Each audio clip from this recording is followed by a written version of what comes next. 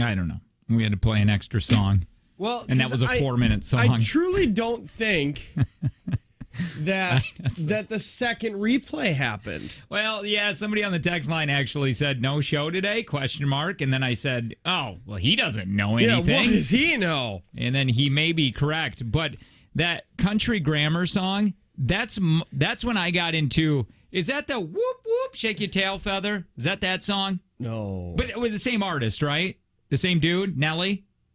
Shake your whoop whoop. Shake your tail feather now. Shake it. No, that was Nelly Furtado. What? Is that? Shake your tail feather now. Come on. Oh, hold on. I think, and it goes in the beginning. Whoop, whoop. Restart it. This song? Yeah. Oh, man. We didn't even start our intro. Do the intro. Our intro first? Do our intro, and then let's figure this out. Okay. Well, good morning. It's the Jake and Tanner Show. I wish we could talk about exactly what I talked about 5 seconds before we went on the radio, but I'm afraid certain people might get mad. Certain people? Yeah, I don't know. Okay. By the way, Jake and Tanner Show. I don't know if I said that. Hi, my name is Jake. Tanner's over there chatting, blabbing. Lips are moving. Yeah, the shake your tail feathers, the whoop whoop one, I think. Here, the one we just played was this. Oh, wait, do you have it? Yeah. Okay. Oh, let me turn me on. I'll turn you on, you sexy beast. Yeah, that's the same song, right? No. And he goes, whoop, whoop. No, this is a song called Shake Your Tail Feather. That's what I'm saying. But that was country grammar. Oh! That's where I got the whoop whoop. Okay, so nobody actually said it. No, nobody says whoop whoop. This is the same song. Let me just play this one. You can't even tell. It's the Nickelback of. Well, they both have Nelly. See, this has Murphy Lee. Murphy Lee. I wish Murphy did like a featuring Murph moonlighting as a rap artist. Yeah, as a young black male. Would have never thought. Oh my Nelly God, it's and the exact P. same Diddy. Song. You know what? This was from the hit movie Bad Boys 2. Well, which, by the way, they're making a third. Or did they already do a third? I know they're making it. They're making a third, yeah. My wife went and watched Nelly in concert. What a lame. I don't even know why I'm with her. It's better. What are you talking about? Who is your concert? Vince Gill. Vince Gill. Go rest high on that mountain. Or what was the other one that you brag? Creed? No. Three Doors Down. No. Those are all cool compared to what you're doing. Billy Ray Cyrus. You went and saw Billy Ray Cyrus at a county fair. The most appropriate place to see Billy Ray Cyrus. Well, actually, any country artist. But he was big time at that time. Now, for those 3 weeks. Yeah. You got to go back in time now. Can you tell me, does it have a date on that Shake Your Tail Feather Country Grammar song? It sure does. Because now at that time, Nelly was 2003. 2003. The ripe old age of 23. My wife, 21. Yeah, she was. What did she do at that concert? What did she do? Like who? You think so? If she could have got backstage with Murphy Lee, with Murph. Who's Murphy Lee? He's the man who wrote this song.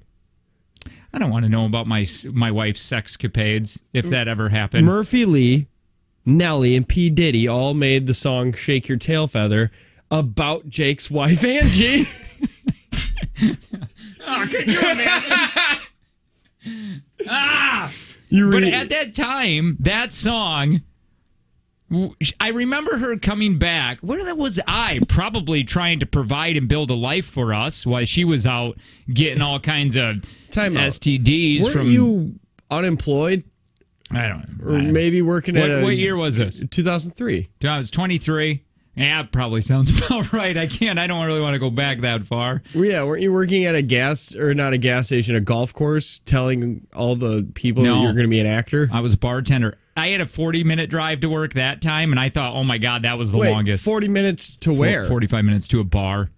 Oh, I thought your bar was a golf course bar. Later, I bartended at numerous places. Really? Yeah. I didn't know this. I thought you were exclusive golf courses. No, I did do a couple golf courses. They pay better there?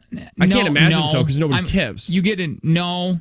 No, not at all. I never really worked at places where you made a lot in tips because I worked at more these places. Older bars? Yeah, I wanted to go home at 11.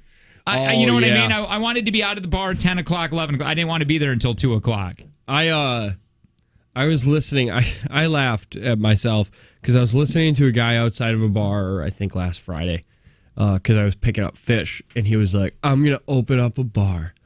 And you know what? I'm not going to serve anybody under the age of 25. And I'm not staying till bar close. Mm-hmm. We're closing those doors at 10. And I was like, good luck, sir. You're not going to have a bar for much longer. You can't say no young people and I don't want to be up past 10. Where was this at? Coleman. How long did the bar last? It's not open yet. Oh. He's talking about it. He's talking about opening a bar, closing down at 10, and not serving anybody under 25. He said 25? Yeah. He doesn't want youngins in there. Oh, I like this guy. It's never going to work. No. Because you know what I say? If you want a bar to survive in Coleman, you have to not only serve people under 25, you need to serve people under 21. The bar is definitely not going to work, but I agree with everything you're saying because I hate youngins. Yeah. I hate the youth. The youths. They scare the crap out of me. Did you censor yourself from saying bejesus? I don't. Maybe. Is that a curse? Somebody said here on the text line, you guys need to broadcast on 104.7. Sick and tired of the FBHW show. Gosh dang Michiganites. Well, why don't you just listen to us instead? First of all, our stick is bigger than that. Two things I take offense to. One, I'm from Michigan. And it's Michiganders, you jerk. You. Second, we like free beer and hot wings. We love them. But third, thank you. Yes, thank you. We'll take a signal. I want to show you something because I feel like this is the only time we can play this. I sent it to your email. Oh, crap. And if you want to text TV kinda. If you want to text TV to 71090, you can watch this video with us. The TV is the Jake and Tanner TV, and we are broadcasting live in the studio. We got a bunch of cameras that. Of course it's on the chive. It is. Pop it up on the big screen. Pop it up there. Why are you not? I'm trying to. It's just the chive has the worst website in the world. Yeah, it's all bogged down by pictures of scantily clad college women. Yeah, their only not that I know export is website, and they suck at it. Now, let me play it first for the people online or on the TV, and then we can play it together. Yeah. Basically, on 2019, when they were celebrating in New York. We should press play at the same time. Okay, at the Big Apple. Tell me yes or no, are these people... You got to blow this up on the big screen. Or I mean, make it bigger. Those two... See the girl with the microphone? Okay. Now, see the girl in the brown shirt? Yes. There. If you're watching the video on the TV, it's going to be the people right beside the girl with the microphone. Are they having way too much fun? Watch. Instead of a wall drop, we'll be dropping a 6-foot-tall orderly. And when we get to midnight, we'll have an absolutely unbelievable fireworks display right here. No. Wait, you got to keep watching. Your TV sucks. We've got tons of fans in town for the Sugar Bowl tomorrow. Oh, they are. I am telling you. Hold on. I am telling you. Hold on. My God, what happened to your internet? You know what happened to my internet. Yeah, I guess I do. Got top Robin internet. Text TV to 71090. Now, I made my wife watch this, and she said the guy doesn't look like it at all. But that's because the only reference she has is you, where you make it look like you've got a mouthful of lemon drops. He looks like he's enjoying himself. Oh, yeah, no, that's very true. Oh, who were we just talking about? The Nelly? Yeah. What's his name? Murphy what?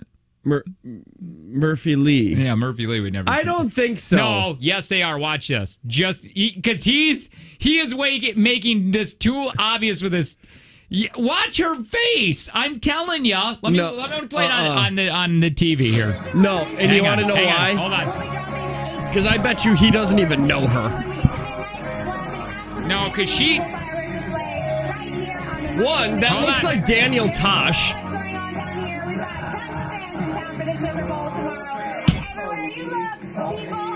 No. Yes, they are. No. I bet you. No. He's just being a pervert. I bet you he doesn't even know her. Like, honestly, he's the drunk guy at the club that just keeps he's making it obvious. This guy, they're not. They are not making whoopee. Yes, they are on national television. Which, by I the don't way, have the TV updated yet. Is there any? What do you mean? If you go to Kiss FM, like half of it's not updated yet. It's fine. Don't worry about it. I want to go back because I'm taking major offense to you think what my sex face is. I know what it is. How do you know what it is? I just do. I am quiet like a ninja. I have no emotion. I'm in meditation state. Yeah, I don't know what's worse. Just the worst. And you're doing it the wrong way. That's way too much rhythm. I just gyrate.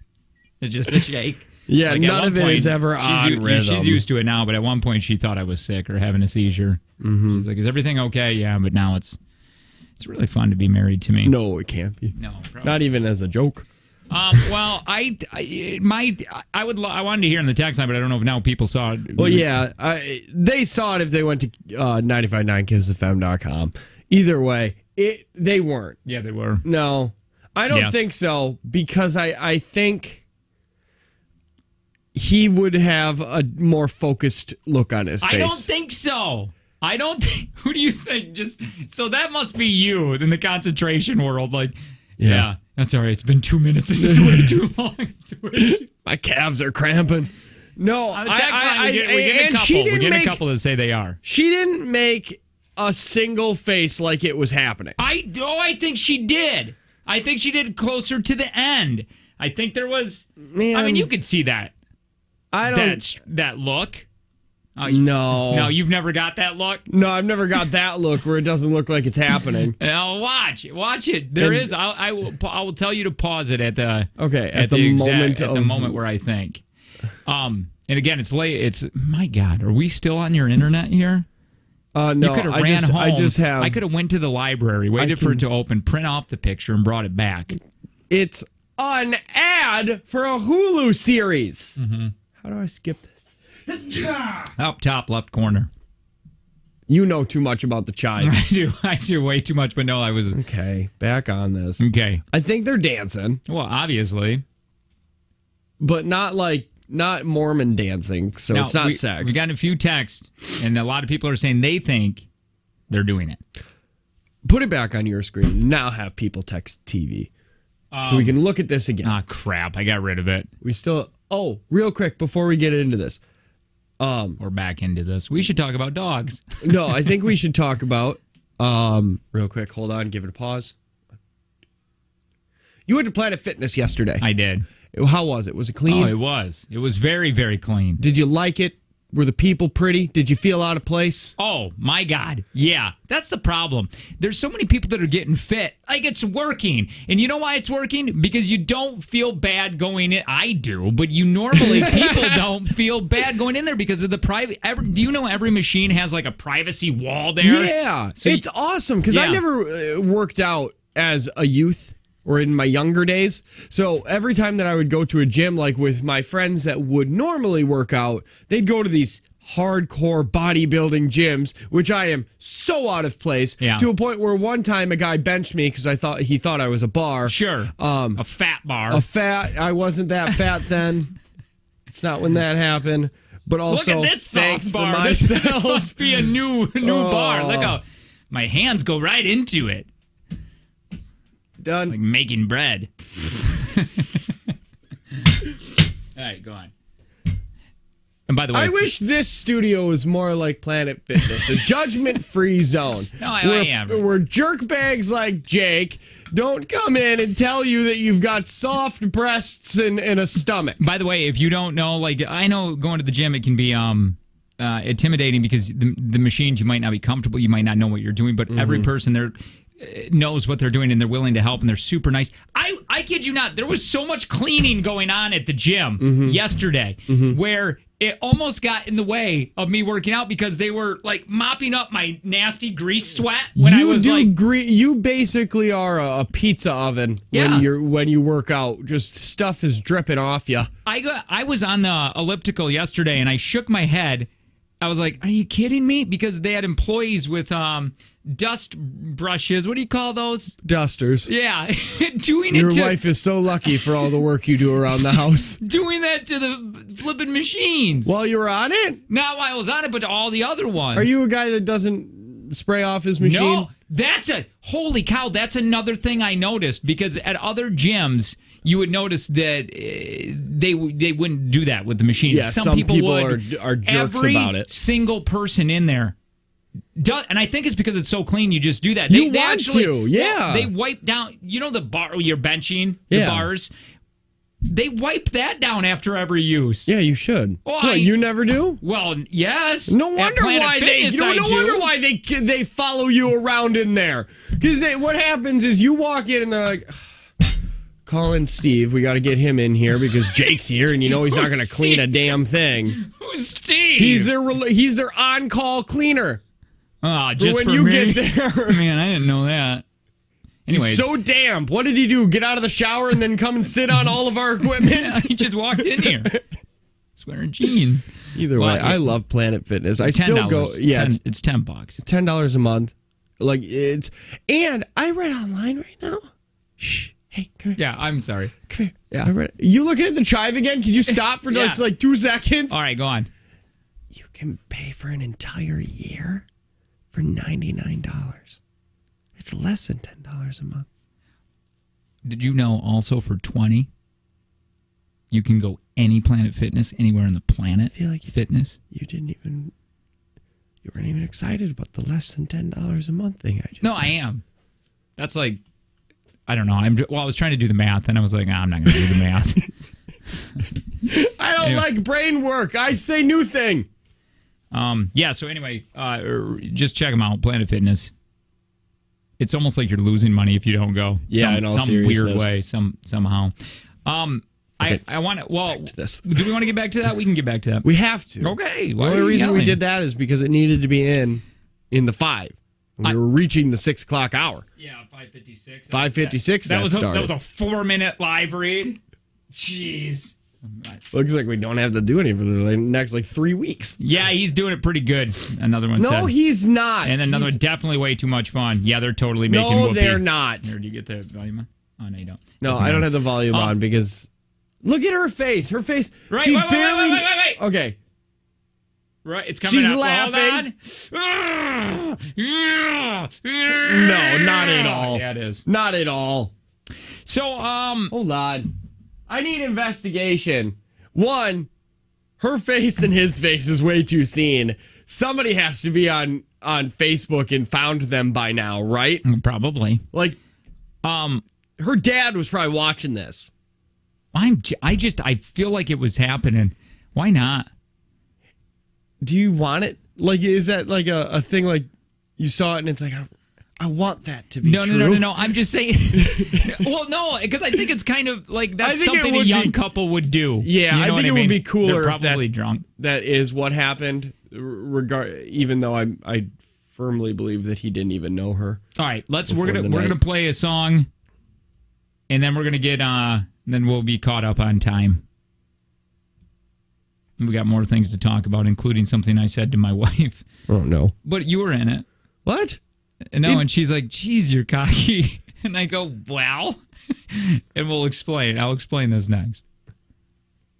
Stop looking at me like that. It's the Jake and Tanner Show. Good morning.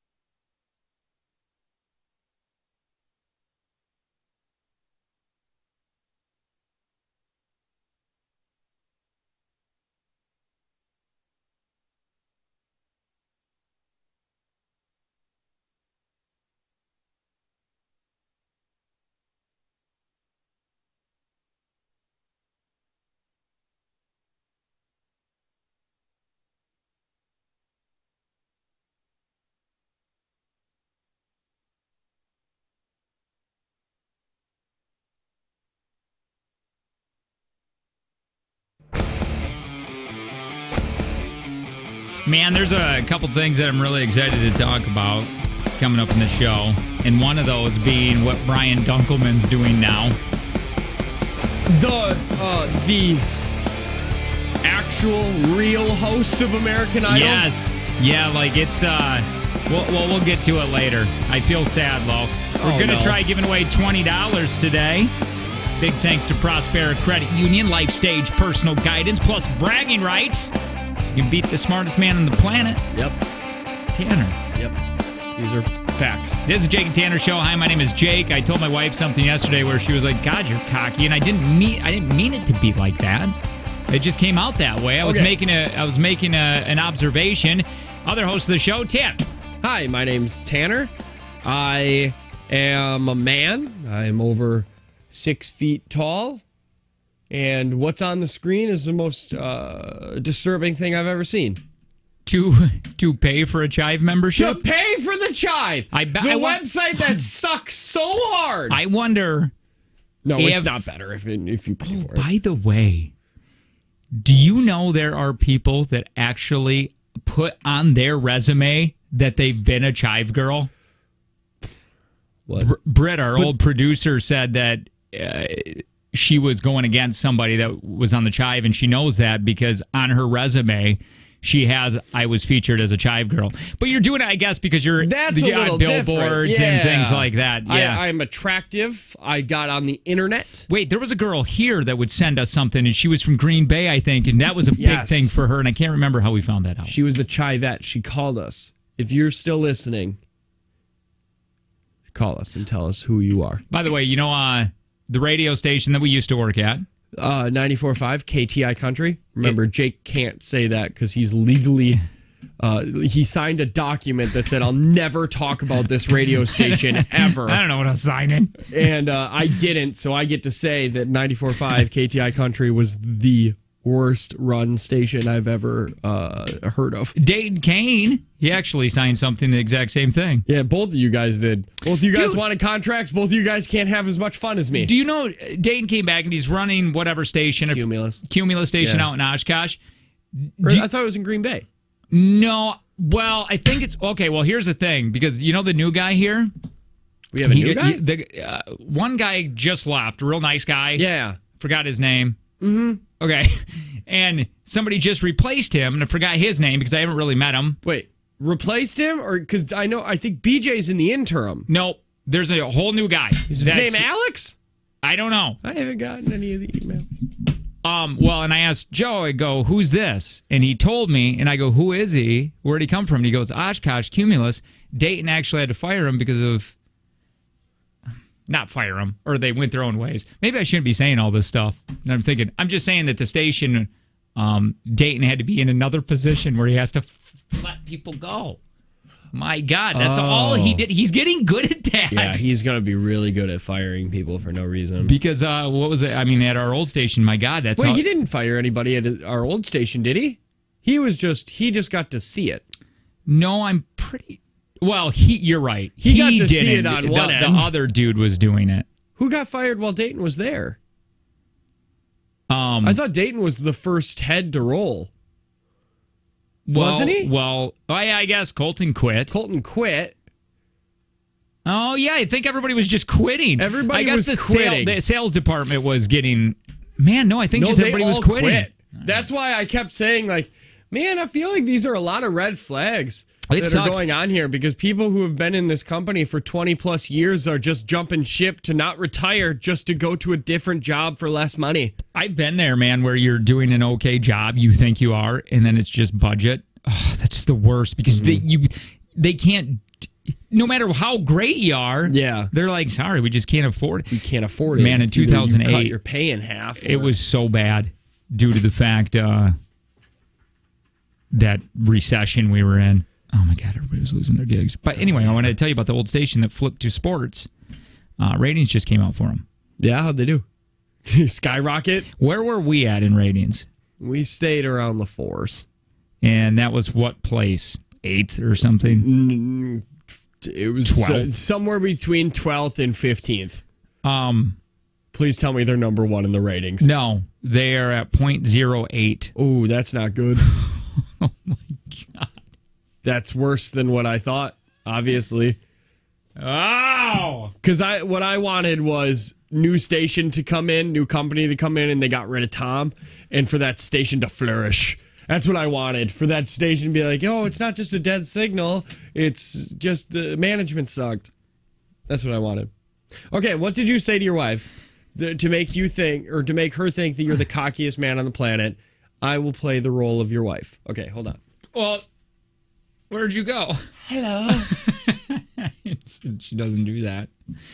No, she goes, or I was just sitting there and somehow, or I put on our YouTube video and I go, already, I get where the cockiness is coming from. I just Did you put it on the big screen so the family could watch? Look this at is your what we're dad. going to watch. We're going to, after dinner, we're watching this.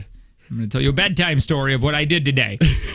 No. The story of my life. I said, man, we're all right looking. And she goes, what? And I go, well, we're kind of good looking for, because there's a ton of people in radio that are not. They're not saying everybody that are overweight, but they don't. A lot of people don't care about their appearance as much because it's radio. Because it's radio, and a lot of people are not the best looking. And I went, we're not bad looking. We can be on billboards. No, I said this, and I go, we should be bigger, farther, and more people should see our beautiful faces. And she goes, what the hell's happening? You said that in a dead serious tone, dude. I did. I don't understand why we're not on national television.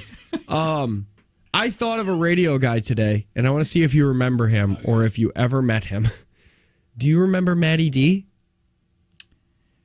Boy, that sounds familiar. Oh, yeah, from Duluth. Or then he was Matty D. Yeah. Then he changed his name to 1T Matt. Okay. And I don't know where he's at now, but he popped into my head last night as I was trying to fall asleep, like a bad memory. Yeah, I don't know what's going on with that guy. I know he was really nice. Yeah, he was super nice. I just remember because this is why it popped into my head. I was wearing sweatpants to bed, and I said, I could just wear this to work tomorrow. And then I was like, oh no, Matty D used to do that all the time. Like, he was overnights. So when I was interning for Tommy, he would come in, and he would literally be in, like, sweatpants, a bathrobe, glasses. Wait, he worked at the birthday station? Didn't even know that. Yo, you didn't know that? Yeah, he was overnights. He was overnights at the birthday station. Oh, look at. I want to I want to go ahead and say what we said was truth. What said was truth? I don't know what's going on about with my cocky. About the prettiness? I have no opinion on anything you guys are talking about. I don't actually care. But you're still here. But I've seen your studio camera feed, and I got to say that you're both better looking than I could have ever imagined. Yes!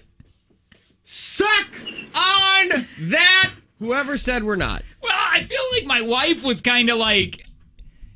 Your wife was being rude about it. Yeah, that's what I think. She should have been more like, yeah, no, you're right. Of course you're right. You guys are. We should sell your beauty. Yeah, they should. Anyway. I'm not getting new text messages, I don't think. It's either that or you just made up that last beautiful text message. No, it's a few down. No, it really is. So on the way, we really got to do this. We've been carrying around like luggage here. I have the most intriguing people on the planet. Yeah. But I have something else I want to talk about. All right, screw that then. We'll do that next. Okay. But hold on. It's because I think somebody who works with us. Oh, great. Here's one of your false rumors. Like you started on Wednesday, like Rick and Len quit. And you're like, I took that as fact. I didn't start the rumor. I just started spreading it. When you left yesterday, you know, another person came into the studio. And they did something that made me think, why'd you do that? And it has to do with us. All right. We will get to that next. It is the Jake and Tanner Show. Good morning.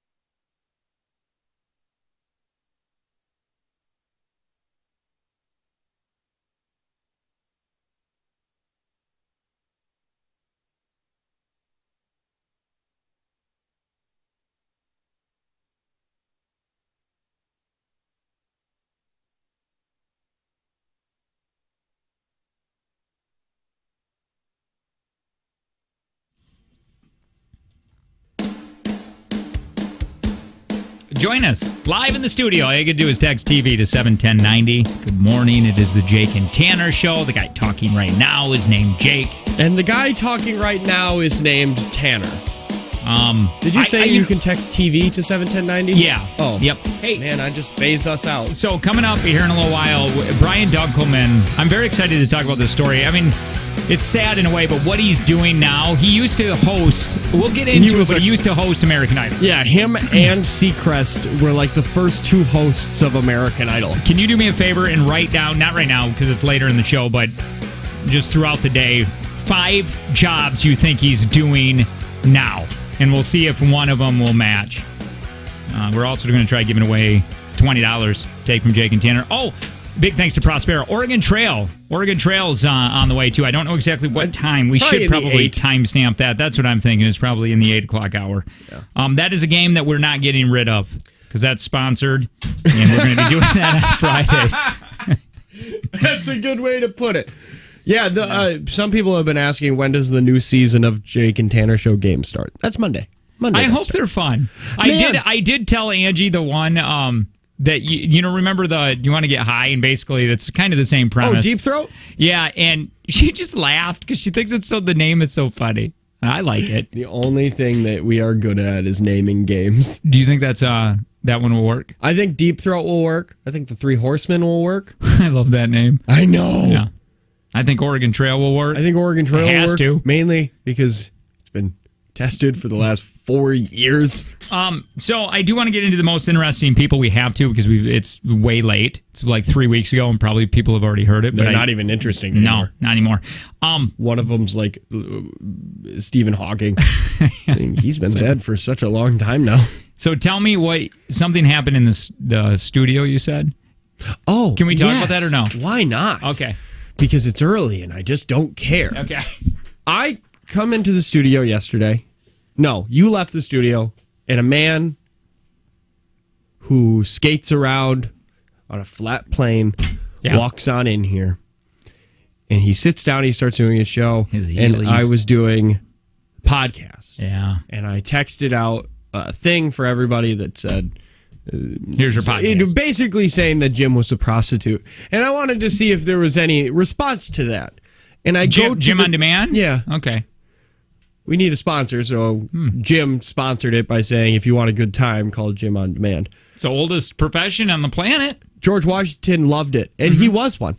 Little known fact. A lot of people don't know that. I go to the text line, and all of our texts from our beautiful listeners are gone. And I said, the text line must have been screwed up because our last text that we got said it came in at 5:20. And he said, no, I delete those every day. And I said, why? And he's like, it bogs down the system. Does it? I can't imagine it would, since we're the only ones that get texts during the day. Maybe it's easier to look at. I don't know. It makes it hard if we want to go back and grab something from the text line. Oh, man, yeah. So all of our he does it every single day. He said Joe told him to do it. Oh, maybe. But I can't see why. Either way, it made me go, you don't like us. Why don't you like us? We've only said nice things about you, you flat-earthing SOB. That's why we need our own studio.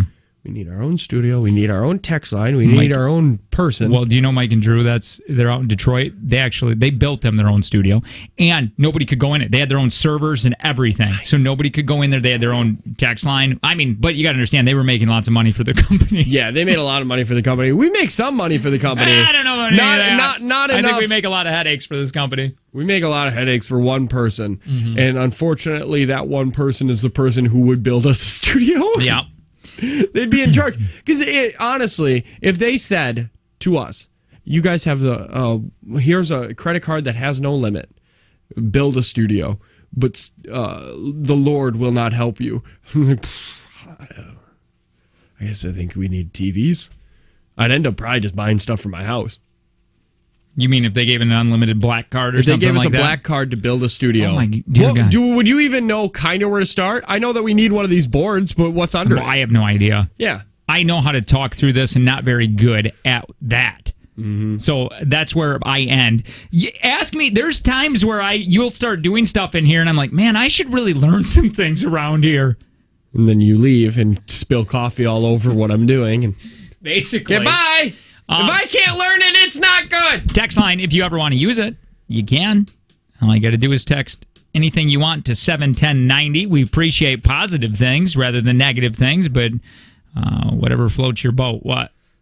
What are you looking at? I just like when you say things, so then people come on the text line and just give us compliments. Like this one. Yeah, wait, WTF? Just looked at a picture of you guys, and you guys are effing gorgeous. Oh, I like that. That makes me feel good for my Friday. I really want to get through this. You know, Sadney said something yesterday. And she said, "What is going on? What was the exact text?" It was a few days ago. It was on Wednesday, and she was like, "Hey, have you noticed that they're doing everything they tease? I don't know what the F is going on." Well, I did say one of my New Year's resolutions for the show would be to be better on time and teasing. Mm-hmm. You know, no, that's good because out of the two resolutions you had. For work-wise, within 5 seconds of being here, you already abandoned one, which was, I'm going to have a more positive attitude in this building. Yeah. And I came in Wednesday right into the studio, and the first thing he said is, I'm so done with this building, I had to touch a doorknob today. I did! Someone wants us to talk dogs. No, we're not going to talk dogs. Talk! No. People Magazine put together an annual list of 25 most intriguing people. Now, they did this February of last year. No, they actually did it a few weeks ago. And I wanted to do it before the new year, but we got just talking about other things. I think it's still relevant to talk about the most interesting people of 2018 because we're just barely in 2019 right now. We're going to start. We're going to start at the end and go forward, okay? And go to the first. Number 20. 5, Jennifer Garner. We'll go through them quick. So, okay, just stay with me here. Jennifer Garner. Do you, yes or no, think why would you think she's on the most intriguing, interesting people? Because she left Ben Affleck. Because she is a fun social media star. That's how you say that. That's how you put words together. Cool. What is she on? MySpace? Instagram? Jennifer Garner is the woman who shouldn't be an actress. She wants to. Is that ears? Yes, that's ears. Because she's out like in front of Piggly Wiggly selling Girl Scout cookies with her daughters. That's bizarre. Do you think that's a PR thing? I can't imagine why. I think she's really trying hard to be a regular mom. Or is she just really good at her own PR? Have you seen her with her trumpet? She has a trumpet. And she plays trumpet, and it's just a nerd. Yeah, she's such a dork. Like her and another one. Robert Pattinson's another one that shouldn't have never. He's just a dork too. Is he? Yeah. If you ever watch interviews with him, he's. I only know him as a d-bag when he's drunk. Shawn Mendes hit the list of most interesting people because he is a good singer. I'll tell you what, that song "Stitches," I fell in love with him. How old is he? Probably shouldn't say that. He might be 18 now. I love Stitches. Stitches. Because I'll be needing stitches. Well, that's it. Well, I don't know what I was singing. Because. That's it. Bitches. No. Get stitches. He's now has 3 #1 albums, and just 7 months ago, he had a fling with Bieber's Haley Baldwin, his wife. That's so weird to say. Bieber has a wife. Yeah, Bieber's married. Yeah. Meghan McCain. Okay. She drives me insane. She's on The View or The Talk or The Real or whatever, one of those talk shows where it's just annoying. John Krasinski. Because he did his movie. Quiet Place, and he landed Tom Clancy's Jack Ryan. I really like him. I don't know if it is, but I can take him as not Jim now. I still say Jim. Do you? I still say Jim, but I've watched that show. Yeah, you've watched it way many more times. than I have. But The Quiet Place, did you make it like, okay, I believe him as a father? Like, do you believe that role that he was in? I did. Yeah, I believed it, but this is how I said it in my head. Wow, things after The Office hasn't been doing well for Jim and Pam because they had a girl and a boy in The Office, and then a girl and a boy. Oh, you're saying I get it again. If Quiet Place was still in the Office universe, I think it would have made twice as much money if it would have been Jim and Pam with their kids. Busy Phillips. I don't even know who the hell that is. No, pass. Serena Williams. She got in trouble this year because of cheating and stuff, but apparently she wasn't cheating. Well, do you remember that? Oh, yeah. Well, no, that's not the reason why, though, is because she almost died. I guess. Why? Suffering serious blood clots while giving birth, and then spent the year fighting sexism in tennis. Apparently, there's a lot of sexism in tennis. Yeah, I get it. I get their argument. You know, my nephew said something, and it made me wonder, just different generations.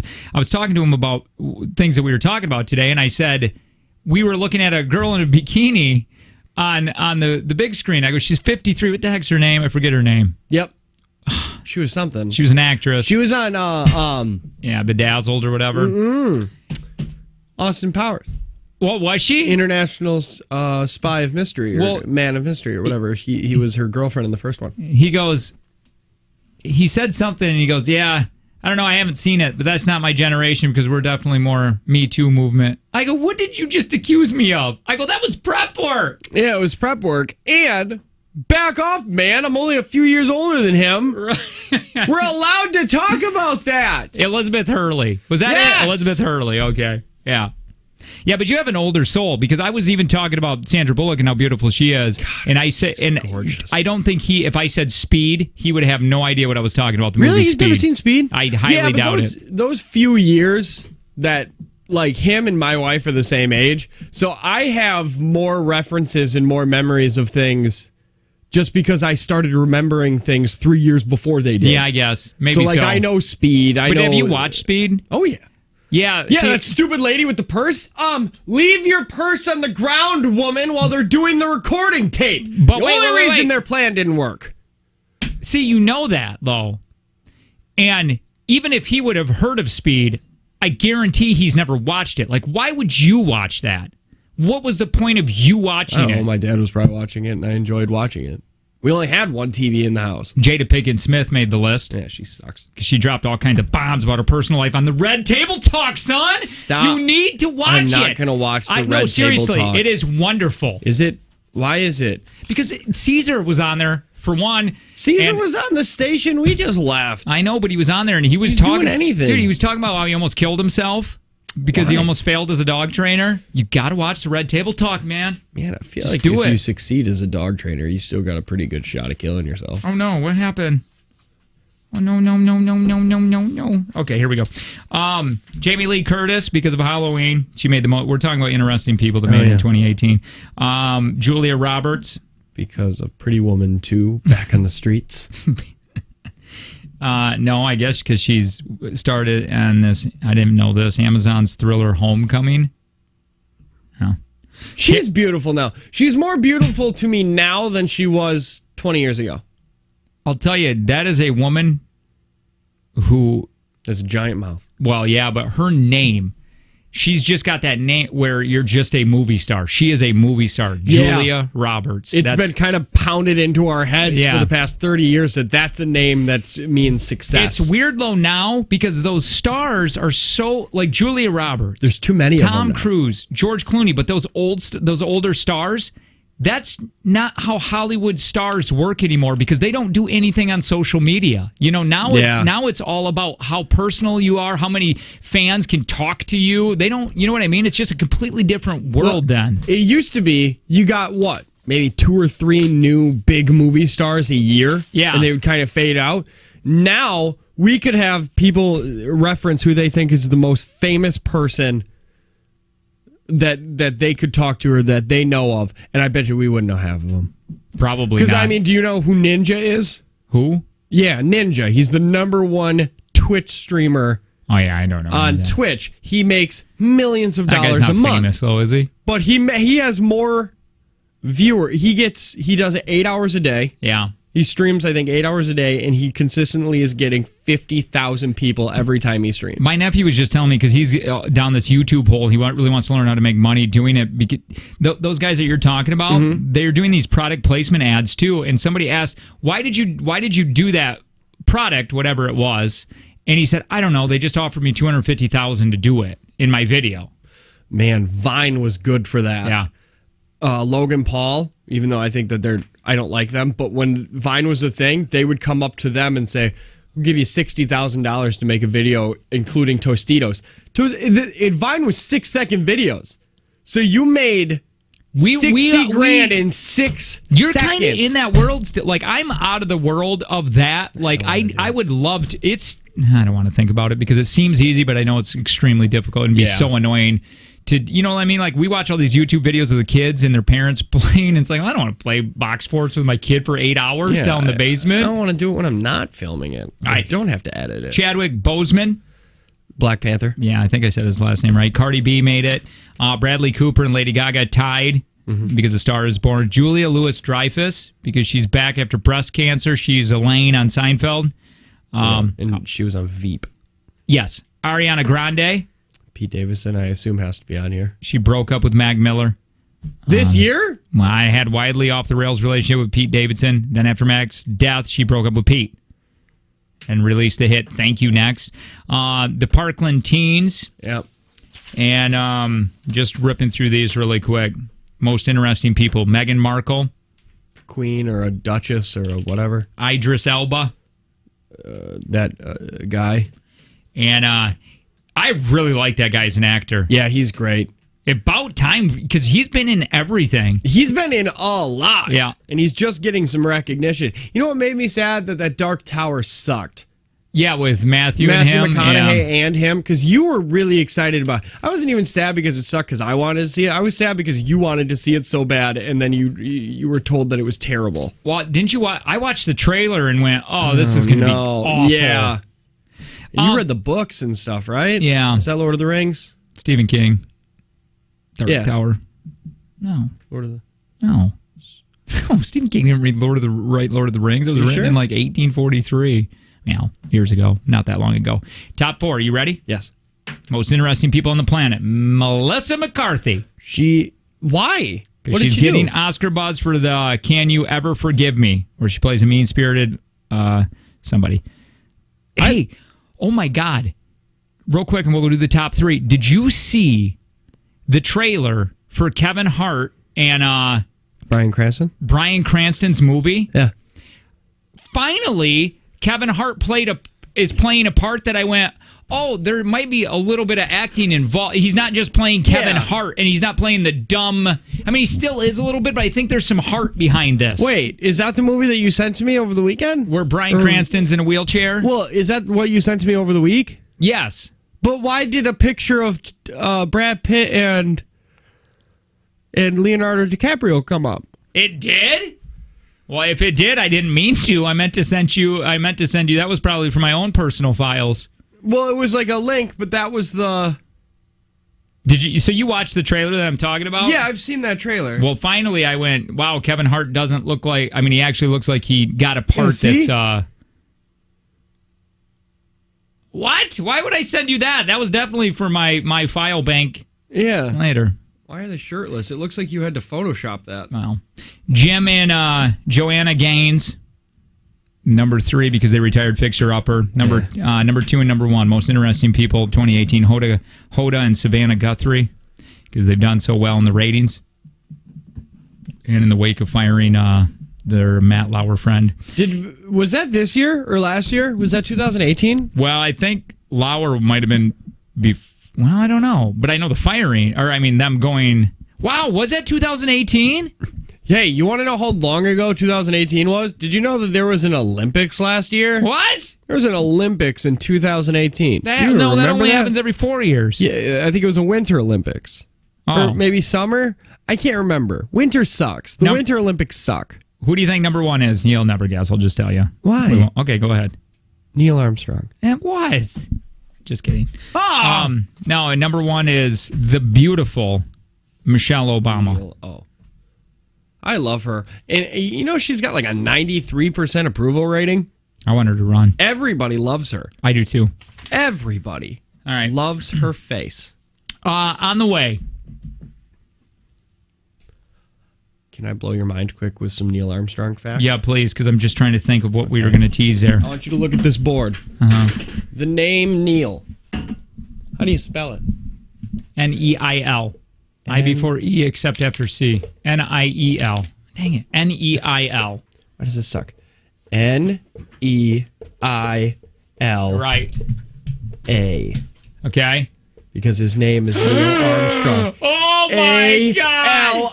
Alien. His name is Alien backwards. Wonderful. All right. It's proof. It's proof that we never landed on the moon and that aliens exist. Former DJ just puts radio on blast. Wait, we've been doing this forever. I know, and I feel like I'm way too old. It was on Reddit, and he tells a lot of the secrets. We kind of already talked about this, but also, side note, there is a guide for radio to be the perfect broadcaster. You're supposed to follow these rules, and I want to see if we do any of these. We'll do it together. Oh, crap. It's Jake and Tanner Show. Good morning.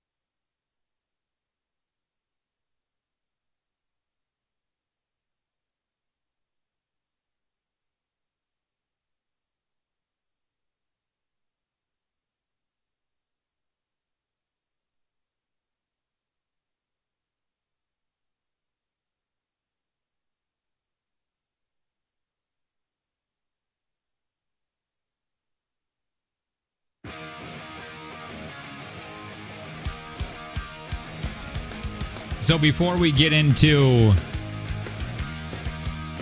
the radio DJ and what you're supposed to do to be a really great professional radio broadcaster and see if we line up with any of those. I just can't wait for this because I know we don't hit any of those marks.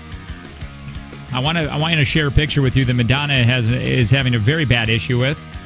Madonna's speaking out following recent speculation from fans that she enhanced her backside. Her butt? I'm going to put that. If you text TV to 71090. Did you send it to me? Yeah, I can. Text TV to 71090 and you can see what picture we're talking about. You can follow along in the story. You can see in the studio. In the studio. I don't know if I said this. Jake and Tanner Show. Hi, I'm Jake. Hi, Jake. I'm Tanner. So, let me get to it. Hold on. Here it is. So she continued. She on Thursday. She's 60, by the way. Did I say that? No, you didn't, but now you did. Well, anyway, she went on Instagram where she shared a close-up photo of herself, and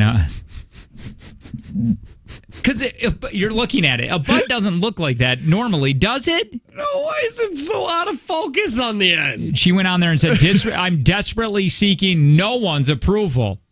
She continued, "Thank you, 2019. It's going to be an amazing year." And let me get to the picture. This is the picture. And you know how people are on the internet. They're extremely mean. And you got to understand, she used to be a big deal at one point, and now she's fighting with age. And fighting with age and being in Hollywood is a ridiculously awful hard thing to do. And then when she does this, and people are, she probably got her butt done, I would think. Unless it's a weird view, I don't know. No, because if you look, it's so out of focus compared to... Look at how blurry this line is compared to the rest of these lines that weren't touched. What are you saying? When you zoom in Photoshop, if you start, pulling things... It's going to get distorted. The image is going to get distorted, especially if you're blowing it up to make it look bigger. So it looks 100% photoshopped, and it doesn't even look like it's a good photoshopping. Oh, wait a minute. So you don't think anything? You don't think she actually did it? No, I think it's been photoshopped. Don't you think she would have said that, Lo? Did she tweet out this photo? She tweeted it out, or somebody took a picture. No, I think she took... I can't remember. But I know when she started getting criticism, she just said, "I'm seeking no one's approval." She didn't say, well, obviously that's photoshopped or anything like that. I think if she tweeted out this photo, then she had somebody Photoshop it so she could have a bigger butt. Oh, so you think she may have done it? If she tweeted out a photo, this photo, the one that I'm looking at with the blurry lines and the big butt, then she had somebody do it for her. Because she didn't get that done physically. I don't think that she has, she got implants. I don't think she got implants. I know women do that, right? Nicki Minaj did. Or is she the only one that does that? I don't know. I think a Kardashian did too. I know people have done it before, but they usually don't do it at 60. That's too much money. And you have way too much money if you can do those things. Well, you know what? I look at that the same way that I look at breast implants. But calf implants, you have too much money. But if you get butt implants because you didn't have a big butt, but you did have large breasts. I'm not a fan of those either. You don't like breast or butt? No, no. Implants. The breast implants? Just whatever. How do you know? What? Well, I don't know. But I'm just thinking in my head, I don't care. It's like a Christmas tree. Real or fake, I it do doesn't think. Matter. Oh, I like real Christmas trees a lot better. But I do think if it gives women confidence, if they need that, if they want it, yeah, that's fine, and that's something that they want to do. It doesn't matter what I like. I think calf implants are stupid. Yeah, that's too much money. But butt and breast implants, if you want to do it to make yourself feel better, go ahead. So, can you explain what Reddit is really quick? Reddit is the worst place on the internet because it's like a huge sharing site where people share stories they like, ask questions, and everybody gets together to make fun of people. Well, pretty much. It's not that bad. It's not that bad. You can get a lot of interesting things. Yeah. Well, there's a former radio disc jockey, and he went on Reddit, and he's just blowing people's mind. because he's being truthful. He's kind of doing what we already have done before, but he says the radio business is like a magic show. It is all fake. Yeah, you're right. Usually you wait to get fired. You don't do it when you have a show. Yeah. Let's put everybody on blast. And the first thing that he says is, let's start out with an easy one that many of us who still listen to radio kind of assumed was fake, but didn't know for sure. And that's a thing called War of the Roses. Oh, yeah. Well, we've gone out and said that live already. Does it, by the way? People do that here? I don't think anybody does that in this. Well, Ryan, do we do Seacrest here? No, we got AT40. That's it. Okay, because I know Seacrest's morning show, he does one of those. Yeah, he calls it Ryan's Roses. Ryan's. Those are real. Ryan's War of the Roses is fake. And it's pretty much, we've talked about all this before. Yeah. A lot of those bits that seem like, my God, would anybody really do that? Most likely, no. Yeah. We did it on air. We got actors, and we showed everybody what it was like to get actors and put together a bit. Here, this is what he goes on to say. War of the Roses. It's completely fake. I've used and been used by other radio stations across the country to act as a person on that show, on that bit. I've also done where I acted like a contestant, specifically a blind date show. Oh, second date update? Second date update. I just stand by. They tell me a script and tell me I'm playing a jerk who thinks the date was ugly. We've done that. We've talked about the second date update being fake. I've actually had somebody call and seen if we would be interested in playing actors for people across. My God, we would be so blackballed. Decision for us? I just said it was only $20. They only wanted to pay $20 a go or $50. It might have been $50. $50? Yeah. You're making more decisions. What was the other decision you made for us? Oh yeah, we'd like to give you guys free motorcycle training and free motorcycle license. It's easily a $500 value. You just won't live that down. Right? No, because all I want to do is learn how to ride a motorcycle. No, not unless we get a motorcycle. Also, I turned down that book deal. What book deal? We had a book deal? Well, it was kind of for a local author that wanted to get our name out there, but no. What was your reason on that one? I don't know. We started talking about the jackets on the books and all that and what colors, and I said no, and then we got into a little bit of an argument, and he said, well, nobody wants to hear your story anyways unless somebody, because I told him we would just write it. Somebody wants to know what War of the Roses is. It wasn't even that much. It was an advance. We got a little bit, 5,000. We were going to have to split it, so it was 2,500. I didn't think it was enough. Somebody said, what is War of the Roses? When somebody calls and says, what is it? Oh, yeah, it's... hey, here's the whole concept. Hey, Brittany, so you think your boyfriend's cheating on you? Yeah, you do. He has long business trips. Okay, we're going to pretend to call him as a contest winner where we're going to send him roses. Mm-hmm. And he gets to send them to anybody on the world. Okay, stay on the line. Don't say anything. Okay. Bring. Hey, this is John. Hey, John, you want roses. Who do you want to send them to? Cynthia. What the hell? Yeah, and then Jennifer? She did. Who the hell, Cynthia? I don't know what you're talking about. You're such a jerk. You guys are jerks. We used to do a couple of those. We did cheaters. We got one to work, and then the other one, he just ended up being a nerd. Yeah, we've only done 2 of those in our life because we didn't realize. I mean, I guess we knew that they were fake, but we didn't have that service. Yeah, so we were like, we could do this for real. Yeah, and those are, you can't because you got to get permission to do those things. And then you got to bribe them with all kinds of, it's not just like, yeah, no problem. It's got to be like tickets and money and everything else you have at your disposal. And they're like, the nerd one I liked. Yeah, the nerd one was actually super fun. Well, yeah, because he was covered in glitter. And then she was like, you hanging out with a stripper? And he's like, no, it was a spell. I'm a LARPer. He didn't want to tell her. I forgot about that. Oh, man. And she's like, tell me, is it? I'm LARPing, and I didn't know because they just started dating or something like that. I wonder if those two are still together. God, no, he's a LARPer. How long did you think it'd take? Not very much longer after that phone call. We didn't get to the top 20 things here. to make you a great radio presenter. Maybe we'll do that here in a few. Also on the way, not only a big fear is it for me to become in a vegetative state and hear people talk about me, but now that's how bad my anxiety is. Do you remember the story of the mom who went up to her son who was in a coma and said, "Why don't you just die?" And he heard it. Yeah. And when he woke up, he was like, "I heard everything you said." Because she was in such stress, so she just put her hand on his chest and be like, "I wish you would just die." Okay, well, this woman in the vegetative state started painfully moaning. And the nurses and everybody went, "What is going on?" And something happened. It is the most bizarre, awful story you're going to hear today. Oh, no. I think I know. You do? We'll talk about it next. Jake and Tanner Show.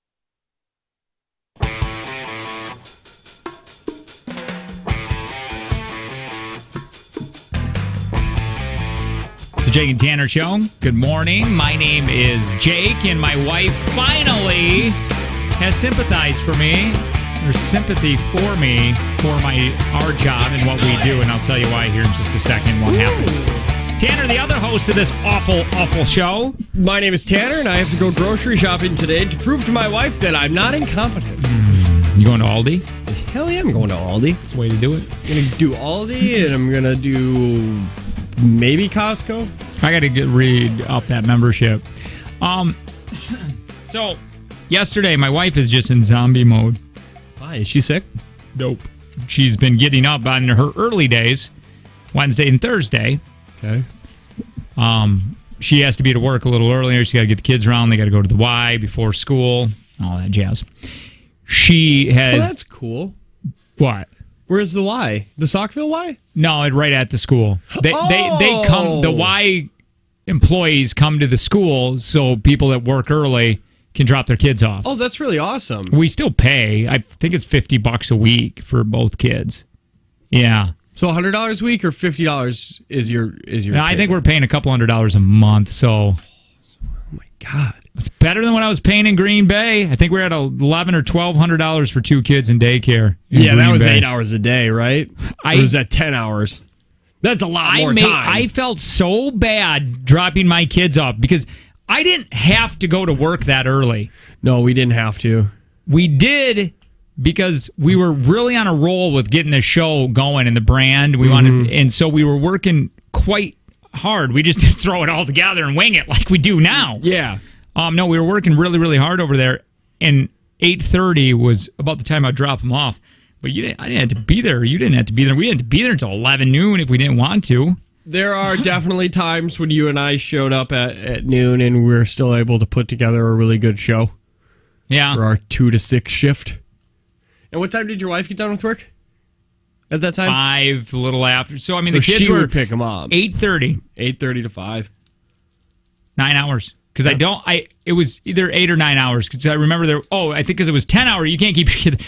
Dude, I don't even want to talk about it. I don't even want, because my daughter I would drop her off and she would be so sad because she didn't want to go there. And I knew, well, you have, not even after school, because they had an upstairs with school. So you go do that for 3 hours. Then after that, you're all day down in daycare where you're kind of doing your own thing. You know what I mean? I mean, teachers play with them and stuff, but you're pretty much they're there just to kind of make sure that you're not on fire. But to be honest, us working like that got us to do mornings. And now, well, I'm just saying the shifts, the hours blow. We put in that work, so then an afternoon show in a medium market got looked at for a morning show in a big market, and we got to be able to our hours changed. Yeah. With for me, my life changed dramatically because of those hours. I didn't have to pay for daycare, so it just went to other things like pontoons and things and jet skis. How many pontoons do you have? 3. I can't get rid of them. One doesn't even have the what do you call those things on the bottom? Floor? No, the little things that make them float. Yeah, one of them doesn't even have that. I did end up selling the one. Okay, because you were paying on that for because this is what happened to you. You got a job, and so you went and paid and bought a pontoon boat. This was in Michigan days. And we used the heck out of it. It was awesome. And then you left. 2 weeks later. We used it for a good 2 weeks. Probably run it, 6 times, and then paid for it for 3 years before you finally sold it to the guy who was watching over it. Yeah, right? he rented it out. He basically just got a free pontoon. Because he rented it out, and then he paid me the money he made renting the boat out through the summers in the last 3 years. That's awesome. What a great investment. You basically bought a rental property. It sucked, man. I wouldn't mind getting any direction you threw a stone, you could, I don't know if that's saying how you say that, but in Michigan, you were hitting a lake where I lived. I mean, we were surrounded by all these small lakes. Did you have the phrase, you couldn't sling a dead cat without hitting a lake? Is that not a thing that you ever said? No, it's a Coatmish thing. That's not me. Yeah, no, because my dad would say that all the time. Hey, you can't swing a dead cat without hitting somebody around here. And I don't know where it came from. You know what those things are called on the bottom of a pontoon? What? Pontoons, somebody said. That's why they're called pontoon boats, you idiots. I think idiots was a. No. We're looking this up. Please do. What are the things on the... I really liked that pontoon. I did. I enjoyed it. It really sucked backing into... I was pretty good at it, but when people are waiting to put their boat in, it puts a little extra pressure on you to be a man. Because I'll tell you what, there is nothing that makes you look less like a man than not being able to back up something on your truck. Remember Coldface? Oh, Coldface at the birthday? At the birthday, he worked at Y100. He was the worst. And he had this long trailer, and he was trying to back it up into a garage that had a turn. Like, you had to turn 90 degrees to get this trailer backed up to the garage. And he tried for 25 minutes before he finally just threw it in park because he saw that we were laughing at him through windows, and then just started unloading stuff and carrying it 30 feet into the garage because he couldn't figure out how to turn the trailer. What are other, you know what another thing is if you can't start a fire in a fire pit, makes you look less of a man. That's true. What are other things that just make you, maybe directions? Any kind of electrical work too. You mean just like if you got to changing an outlet or changing a light switch? If you can't do that and you've got to call somebody to come help you do that, you're less of a person. I think the fires. I think backing up. Electrical work. There was just the one I just said, and I wanted to continue with that. I forget. But there's a bunch of what is in your life where it's like, God, you're not hunting. Would you say?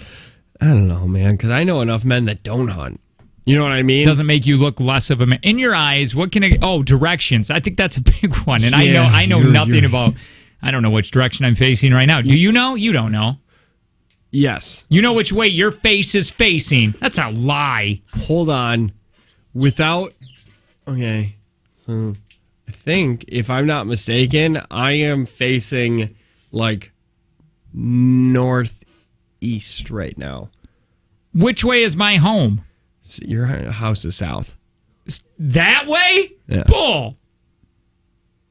Well, I have a compass on my phone, so I might be wrong here. I could be wrong. I'm sure I've been Somebody wrong. said if you can't provide for your family, it makes you feel less of a man. Oh, my God. Yeah, I've been there with radio money. I'm facing, that's southeast. So I'm facing about northwest, almost north. I still remember that thing you said when I was like, because I found out why I'm bad at directions. And there's a theory. You said none of your ancestors made it with a bird? No. Is that what it was? No, birds have this gland. Okay. And none of your ancestors made it with a bird, so that gland never got it into your gene pool. That's why they can do it. And I said, so I'm missing that part of me. And then you go, the man part. And I go, no. But people that are bad with directions, their gland isn't producing that glanding liquid or whatever it is. Gland? I don't know. It's a bird gland. If you can't pop off a bottle at least 10 different ways, you're not a man. Is that a phrase for? I don't know. No, I don't think. No. Being sterile. No. Wait, what does pop off a bottle mean? Pop off the top of the bottle. Oh yeah, you got to figure. You have to know more than just grabbing a bottle opener. Crying? I don't think so. I think when a dude cries, there's something special. I thought you were going to say sexy. It is. I think it's sexy too. But you can't cry all the time because then the special goes away. You have to pick moments to cry. Yeah, but so what that you cry after tickle time? It's cool. It's called climaxing. Yeah, that's right. And so what? I think it is sexy. Yeah. So whoever does that, you're fine. Not being able to do work on cars, I feel like that makes you less of a man. Shut up. You have to know some. I can change brakes. You know brakes. You know oil. I know oil. I know you could change out a battery. Oh yeah, things like that. But I can't. Maybe a belt, but I wouldn't want to do it. Mm-hmm. You know what I mean? I don't think so. Like I did I do most of the work on my truck, but it's a newer truck, so there's not much to do. Really? What do you mean? Like I put in that leveling kit. I redid the wheel bearings. Did you actually? Is there any more issues going on with your truck because you? There was one enhanced issue. it. There was one issue with my truck because I fixed it. And it was the wheel bearing, and then I didn't tighten up the wheel bearing good enough. So my wheel bearing was almost falling out, and that almost really sucked. and Dodges are bad for busting out wheel bearings. But no, there's nothing wrong with my truck minus exhaust right now. I need to get my exhaust fixed. It's about $900, and I can't do that myself. I could, I guess, but I don't want to. See, because I think there's some snap bolts, and I just don't want to. My thing is this: even when you're changing brakes, there's always something else that goes wrong, and you get one side done, and then the other side takes you enough. I mean, especially when your garage isn't set up like a man garage.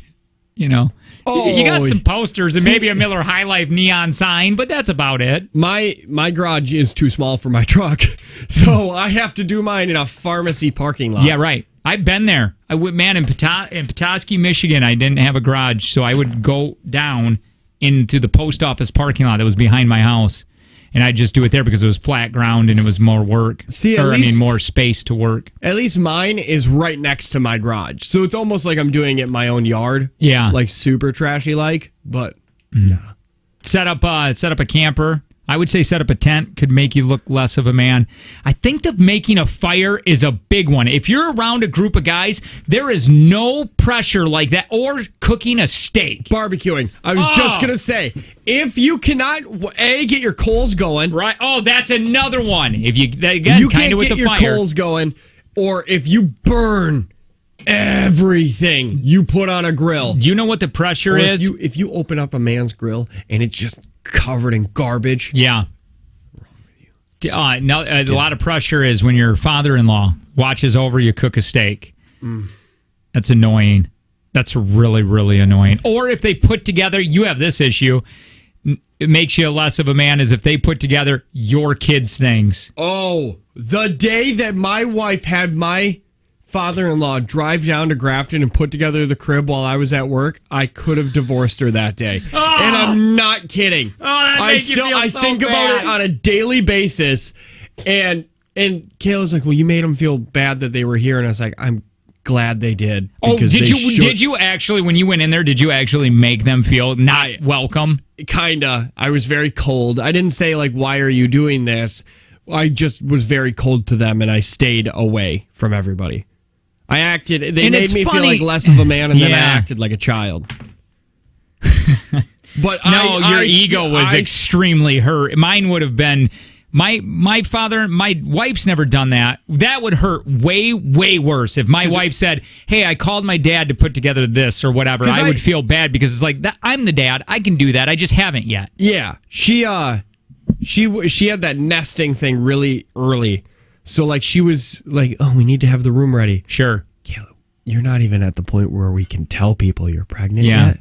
So maybe we shouldn't set up this crib yet.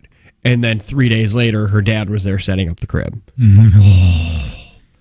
And once again, my father-in-law was so justified in my head. Gordon will come around, and he doesn't do it anymore because he just doesn't move really anymore because of his age. So you win. I win. But he, I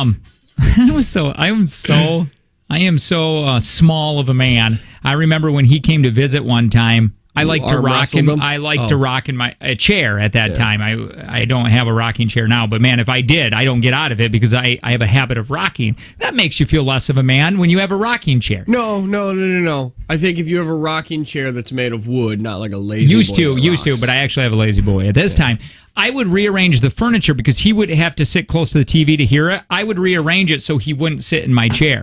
And so he had to sit in some other garbage piece of furniture. When I don't see him but once every 6 months, I could have been the nice guy and said, hey, for the weekend, he takes your bed, which bothers me. Now he takes my daughter's bed. I'm okay with that. The queen size. That's fine. But I always thought it was weird because I wouldn't want to lay in a place where I know my kid has had whoopee. Yeah, I've had issues with it. I've asked my wife, I go, why? Because he got to the point where he was bringing in luggage, going right to our bedroom and throwing it on the bed without even asking, like, hey, where are we staying? And then we had to sleep. Then we had to sleep on the floor. On the floor. Because this was at the time where my mom was living with us. And then she had a bedroom, and then there was another bed, but it was only a twin size for my kid. Yeah. So we would end up blowing up the blow-up mattress. But, I mean, what are you going to do? At that time, he was 94, and that was 5 years ago. What are you going to do? Get a hotel. I did say that, but...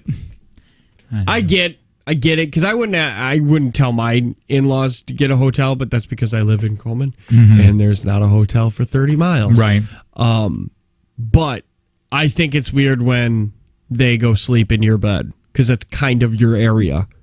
It's magic area. That's where I hate when people say that. Magic happens. That's where the crying happens. It's where a lot of thinking goes on of, did I make the right decision or should I have listened to my mom? Yeah. Why does Angie respect your job? I forgot. That's exactly what we were going to talk about. Is that how that started? Well, it's something that we deal with because this job is a lot of fun and people think that there's not an awful part to it, but there is. Did somebody go up to her and tell her that she sucks at her job? No, because that would make me so happy. No, remember it started with her being in zombie mode. We'll talk. We'll get into it next.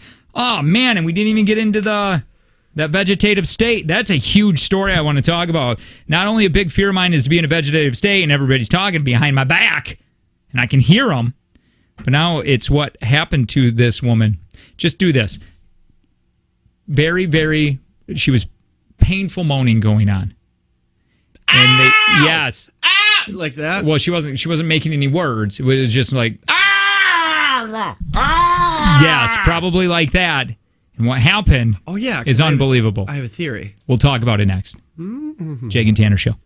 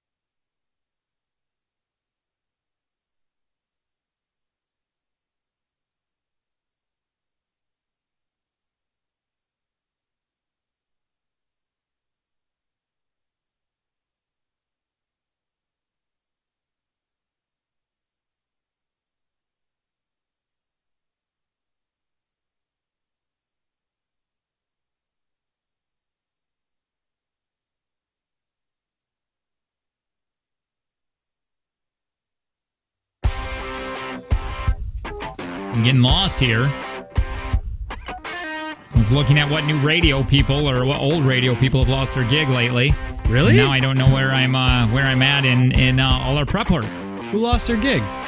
Well, Finster did in Traverse City a while ago, and I'm trying to figure out where that guy went now.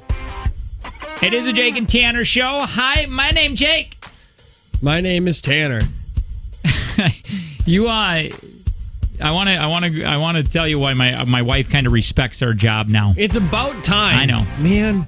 Gosh, you got to tell me the secret. Well, she's been getting up in the morning to work out. And her early days are Wednesdays and Thursdays, where she gets kids around for the Y, and she's got to be to work like at 7 or whatever. So she has to get up pretty early to work out. Her responsibility, as you've said. You had them, you raise them. Well, that's right. I mean, I can only do so much. I gave them their awesome personality and looks. And all the money. Right. I mean, I make the money. She used to make the money for years. And I feel so bad when I say that because she did. Man, she my took wife is care so of this. close to making the money, and I just can't wait till she does. She did. She did for a few months, and then our stupidness had to move. Yeah. She was making more than what I am. Where at? When she was a CO. She was a correctional officer. And she was making so much money. And it was amazing. That was the one time for 3 months where I said to Kayla, I don't know why people ever get in debt. We are doing so well right now. It could be a different generation, the generation gap between us. But when my wife was the one providing, it made me feel like crap. Oh, yeah, but that's because you have zero respect for that gender. No, that is not true. But did it to you, or do you not care? Because no, I was so happy. Well, I was too. Thank God during those times that she could do that, but I didn't like it. I wanted to be the guy that was making opening money, doors and giving her a different life, but she was actually giving you a nice life. She was supporting my career, and I hated that. Why? I don't know. I mean, I'm glad she did because I don't know. Because I guess it's, again, maybe different generation, but I want to be the... Well, you've always liked the more traditional wife. Yeah. And that's not an insult. It's a preference. It's like some men like women that hunt, and some men like women who are short, and some men like women who are men. But... your preference is you want a wife who is a wife. Do you think... a traditional wife. It's true. But that's not an insult. No, it's not saying an insult. That you're sexist or anything. It's saying that's your preference. You want somebody that you can take care of financially while they can take care of you in home. Churn butter. Yeah, churning butter. No, but do you think that's different now? Do you think more men, that are younger than me, in their 20s or whatever, are looking at, I don't care if the woman makes more money? Probably. Yeah, I think so. It's kind of like the generation gap between me and my neighbor Tim. Yeah. Well, he's 75. He's 83. Yeah, he's 83 years old. Looks great. Oh my God, the guy's beautiful. Daddy Big Hands, we call him on the air. But he doesn't like, I went roller skating with my kids. He ain't going roller skating with his kids. Do you know what I mean? Because I think his generation didn't do, they were all with wheels. Well, they were all going sledding. He said, I ain't going sledding. And he'll die, though. He's starting to reach an age where if he takes a good tumble... I'm starting to reach an age where if somebody said, do you want to go skiing? I would say no, because if I fall down a black diamond like I've done before and just stood up, I'll be dead for 7 years. Yeah. No, but if you took a good tumble down a hill, like a large hill, do you think you could really stand up and just go, whoo, that hurt? Yeah, because I did it, sledding. When? How big was that hill? It's huge. It's a big hill, but you gotta understand, I'm not... You're making me sound like 38 is old. I'm not, but it's starting to get... Why do I feel like if I take a big tumble, I'm dead? Well, I don't know. I rolled my ankle going downstairs. I took a 3-inch drop and I rolled my ankle and I couldn't walk on it for 3 weeks. Somebody said on here, Jake is a traditional on marriage roles. There's nothing wrong with that. No. I really do. Honest to God, it's weird saying it in today's world because it's not like that really anymore. Do you know what I mean? It's especially with and I'm not saying there should never be a Me Too movement, but there should be a Me Too movement. There shouldn't. Please help me. What I'm trying to say You shouldn't have to feel bad for wanting a traditional marriage, but for some reason, in today's world, day and age, they've made it bad for you to say, "I like that my wife makes less than me." That's what I'm trying to say. Yeah, it makes me feel bad to say that. They've made you feel bad for not only A, the way you feel, A, the way you were brought up, or B, the way you were brought up, and then C, for voicing it. Yep. You feel bad internally, and you walk around it here in this building or on this show. You walk around saying that you didn't like your wife making more money than you when you shouldn't. You shouldn't have had to walk around that. My nephew, he's much younger. Being a straight white man is hard. It's tough. It's tough to have your own morning show and make good money. No, my nephew and his wife, they're young and they got married. They're early 20s, and you can tell when they're with us how different it is. I think her personality. Do you think so? Because she's got such a strong personality. Very opinionated. She's got such a strong personality. Here, my boy. Well, I want to see much less pressure. My boyfriend and I are 14 years apart. He's older, and I make twice what he does. We talk about this a lot. He loves it. Much less pressure. Well, I'll tell you, not for my personality. I don't think it's an age thing because, like they said, I bet you that guy's much older than you, but he doesn't care. It's just a preference thing. It's the reason that I don't like women that are super tall. It's weird. Why'd you keep growing? My father-in-law and mother-in-law are Angie's going to be her mom. Which you're so excited for because you've said the phrase when Angie's dad passes away, her mom gets to be her own person again. My husband is 34 and is the same age and the same as Jake. Yeah. I don't know. I don't even know what I was getting into. What were we even talking? Oh, struggles. Oh, she's tired. She's tired. Is that what it is? Oh, God, I don't even know anymore. Is it just that she's tired? She said that, why she has respect for our job now. Because she's tired. My wife, yesterday, she's been getting up very, very early to work out, like at 3 o'clock. Okay, like 3:30 or whatever. She's not used to that. She's used to getting up around 5. Mm-hmm. So getting up at 3 a couple hours earlier is different. And she is in zombie mode. Like last night, she's just like, when I was talking to her, I'm like, what's going on? She goes, is this what it feels like to be you're tired?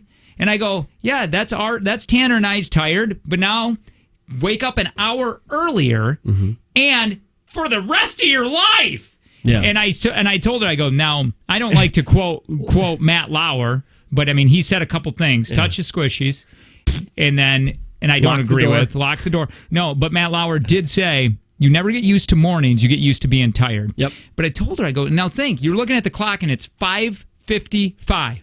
You got another 2 to 3 hours that you're going to stay up. Doesn't that sound awful? But you need to be a part of the family. And it's funny because you'll sit there and be super, super, super tired, and then you sit back and say, I worked really hard to be here. I know. Like, I worked my hardest for these hours. It's not like I'm paying my dues right now. Right. I paid my dues so I could be this tired. She said, when she said that, is this what it's like to be that tired? I'm glad she experienced it because this job is a ridiculous amount of fun.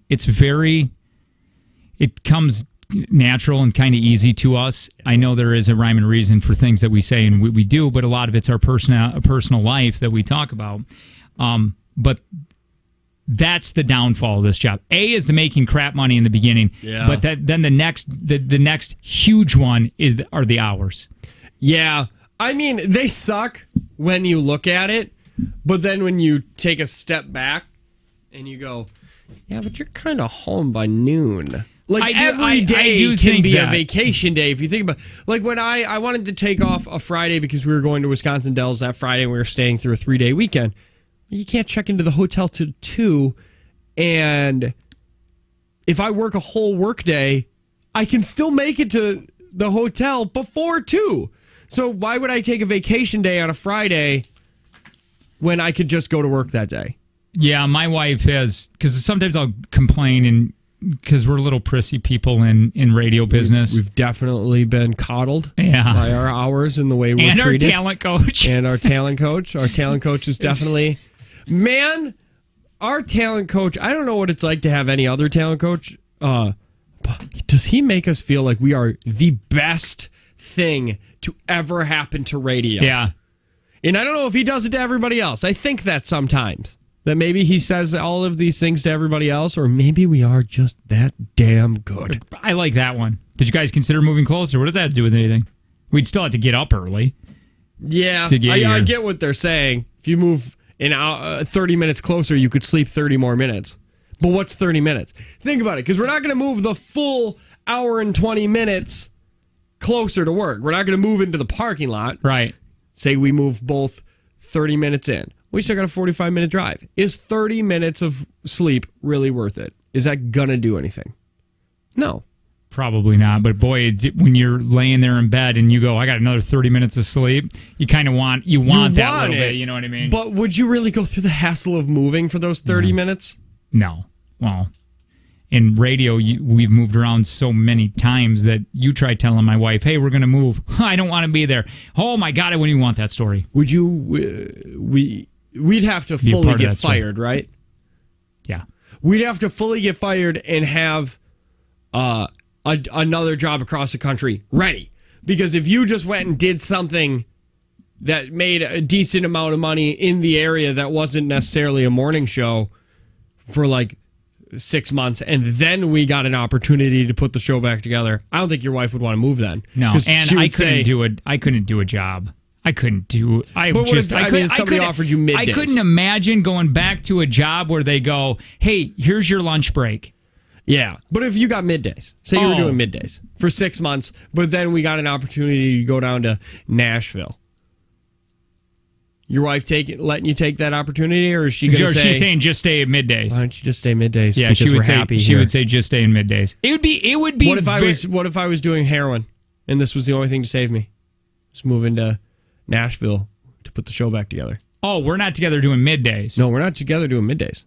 You're doing middays, and I'm doing heroin. We could put put the show back together in Nashville, and it's either you stay in your house and be in your happy little swinger neighborhood, doing your middays, and I stay in the gutter doing heroin. Even take the heroin out of it. I think my wife wants us together. I really, really do. So 6 months. You're doing your own thing, I'm doing my own thing, but 6 months later, we could move across the country to do the show again. She would sign off on it then? She's the reason, I mean, not the reason, but I mean, when the whole thing, when we split there from Milwaukee, yeah, she was saying you guys got to get back together. There's big things coming. I mean, behind every man that makes some money here is because of that woman, in my life anyway, that's super supportive. But yeah, we would probably end up. You doing heroin, and if we were doing middays, making a little pay together, I'm sure she would say, stay. Yeah. But if we weren't together and we could move to Tennessee to do morning, she would move. She's a good person. So I don't have to do heroin? No heroin. Good.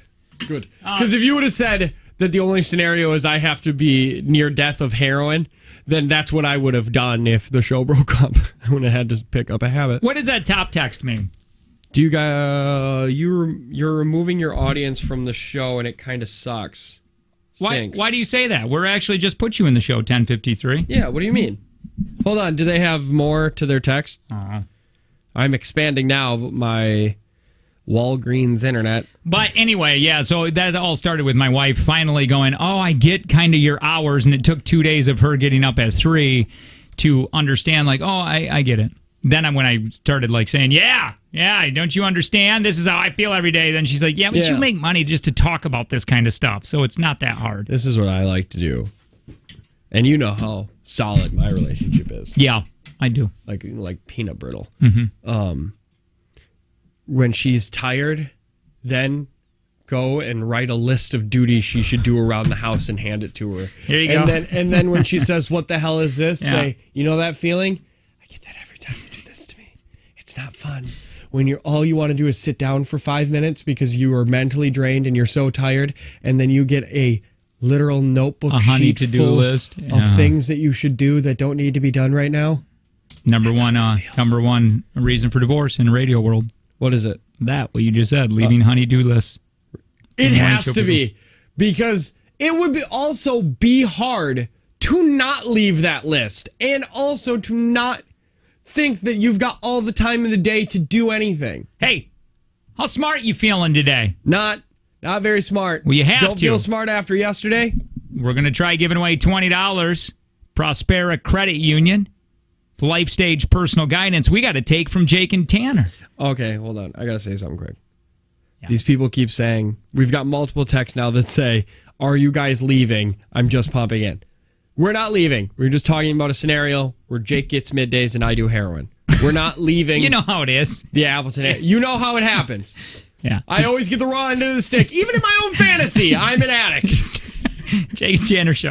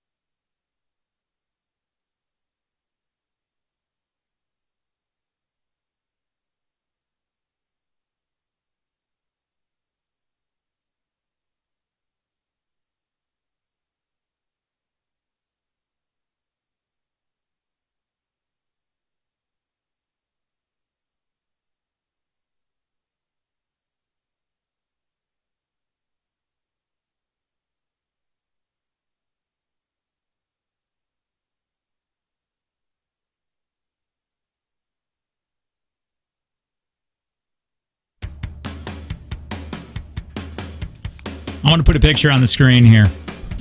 I'm not going to send it to you, and I got to cover something up because I think you may know who this is, but I'm not sure. Tell me. But I want to see if you think she's pretty. And hold on. Oh. I won't look. How about that? By the way, text TV to 71090 and you can see the picture. This Instagram photo. Of this girl. What's Instagram? Okay, come look. Okay. Do you know who this is? Wait, don't look over there. Oh. Because that has writing on it. Is it Jessica Alba? No. It looks like Jessica Alba. Do you think this girl is pretty? You might be able to see her parents in her. I mean, with her face. Her nose is weird to me. Okay, don't look. Turn around. Because I'm going to show you another picture. Okay. Let's look at Madonna's butt again. Yeah, do that. Here she is again. Okay. I want you to come back around. Tell me if you know who it is. I have no idea. That's Eminem's daughter. That's Haley? That's Haley. Oh, I only know Haley with blonde hair. Look at her. Look how beautiful. I mean, you could see a little bit of Eminem that kind of freaks me out. But that would be somebody that I would absolutely hate to my father-in-law to be. Not because I don't think he would stab me. But but could you imagine? Well, he wouldn't do a diss track either. But he might just to your face. He wouldn't release it. But could you imagine having him to your face rap battle you? Yeah. No, I don't want to do that. And he's so successful and powerful, it would be... You could never live up to it. Anyway, this made me feel old. She's 24 years old. I mean, I remember buying his albums, and she was in his songs as a kid. You know what I mean? Yeah. Now she's 24 and beautiful in Michigan State University. She graduated from. She has a major in psychology. Is she 24 now, or is she turning 23? I have no idea. I thought 24 in my news. Because I just saw this from an hour ago. Is all grown up. She celebrates turning 23 with a throwback snap. Okay, maybe it is. Maybe she's 23. I don't know. I know she graduated from Michigan State psychology, and she doesn't have to. And I think she's a model. Man, you know whose other kids or who else didn't get any recognition here? What? His other two children. Eminem has two other kids? Yeah, Whitney and Elena. Isn't Elena his uncle's kid? Yeah. I don't think it's his actual kid. I know there's one that's not actually his. Parents, Eminem, and nope, that one says his parents are Eminem. What about Whitney? Parents, Eminem. And Eric Harder. This one might not be his. Eminem's adopted daughter, Whitney, yes. Whitney is not his biological daughter.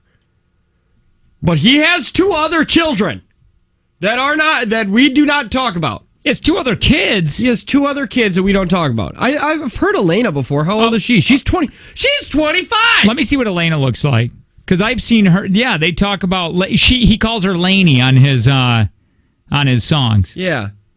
What's her last... Is it Matt? Yeah, I got it right here. I'll pull her up. That's... She's 25. She's the older daughter. She is the eldest. But she's not actual Eminem's daughter. No, this one is. I believe so. Really? I don't know. Maybe it is. The entire backstory. Elena is his niece, somebody wrote. Elena's his niece, because then this one is too. So does he only have one biological daughter? Is that the reason that we're hearing this? He has brothers or sisters? I had no idea. Man, I know little. I thought I knew a lot. I don't know nothing. Cousins, Adam Scott. Wait, Adam Scott. Is that the famous Adam Scott? All I know is all I wanted to do was talk about Haley, and now we're down this rabbit hole that I know nothing about. Hold on. Does Eminem only have one biological kid? And is that Haley? I don't even know if we're talking about the candy anymore or the rap artist. The candy or the rapper? His 8 Mile's on Netflix, FYI. I know, I watched it. It says 866-916-0959. Go on. We're gonna play Take from Jake and Tanner.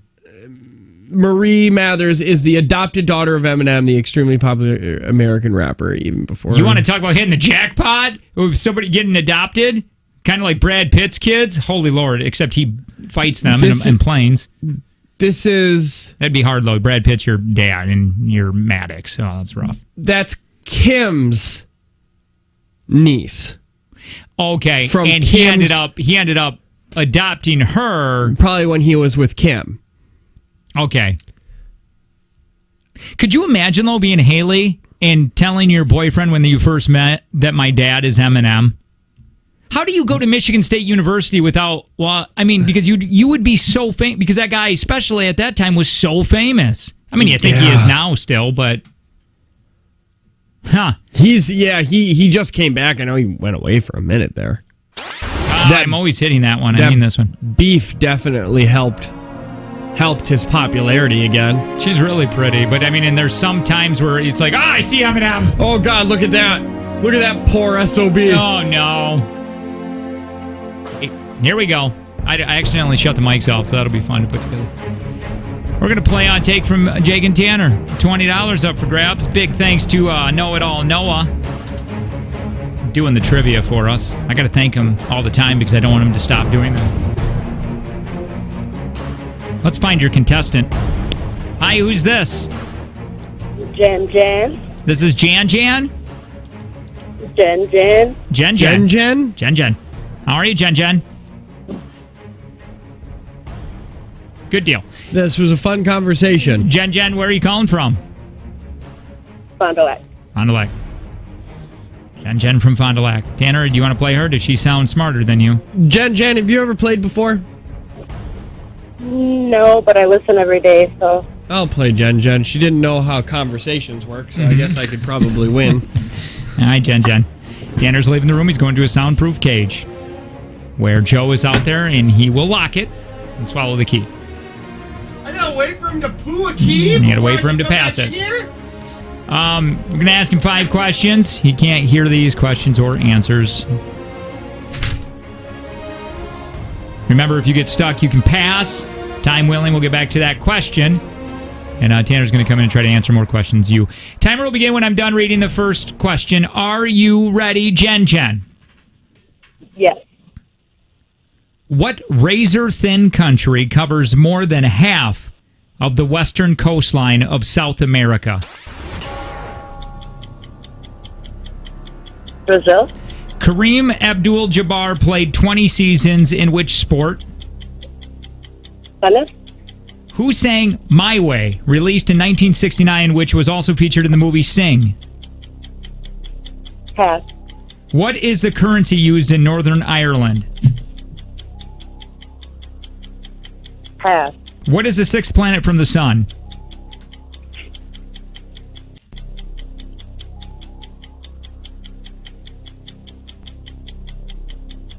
Jen. Tanner! Jen. Well, all right. Jen hung up. She hung up. After these, the questions are a little hard, and I could tell she's passing, guessing, and then I think she felt a little stupid, so she hung up. Okay, so you won automatically. Well, no. Well, I guess not. Could tie. All right, we could tie. You know how this works, right? Yeah, because I assume she got none right. She has gotten none right. Okay, so if I get none right, she has to call back because it's a tie. Right. Or we'll just have somebody else play me. Yeah. Just for that tiebreaker. You could have Jim fill that hole. Yeah, fill Jim the Jen hole. Yeah. What razor-thin country covers more than half of the western coastline of South America? Pass. Kareem Abdul-Jabbar played 20 seasons in which sport? Oh, basketball. Yeah, you won. Who sang My Way, released in 1969, which was also featured in the movie Sing? Pass. Yeah. And then what is the currency used in Northern Ireland? Dublin? No, Dublin, Ireland. Schmeckle.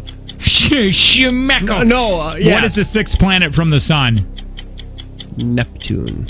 Yeah, these were tough today. You got one right on this. Is Uranus the 6th? No, Uranus is 8. Yeah.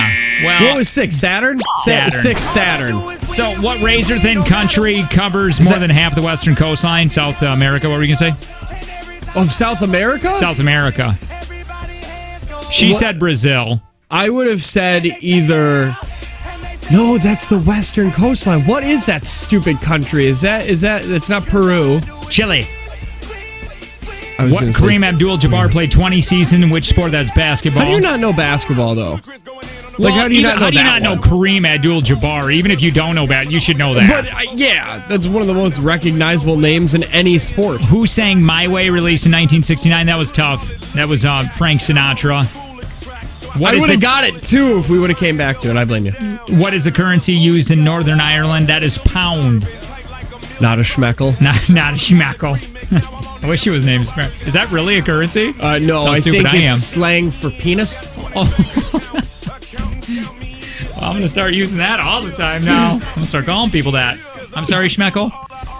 What is the 6th planet from the sun? That's Saturn. So anyway, so it's going to be $40 for tomorrow.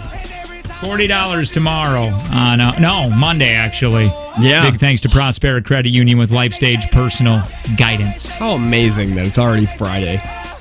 No kidding. I wish it was a 2-day work week all the time. Yeah. Or a 3-day. 3-day. We should only work 5 days in 2 weeks. So one time it's a 3-day. We have a little time. I want to show you this really quick because we just got a couple minutes. Yeah, text TV to 71090. TV to 71090. You can see what I'm seeing. I'm going to send this to you, actually. Put it on the big screen. I have a weird crush on this guy. Jason Momoa? Yes. And he's got a really neat look.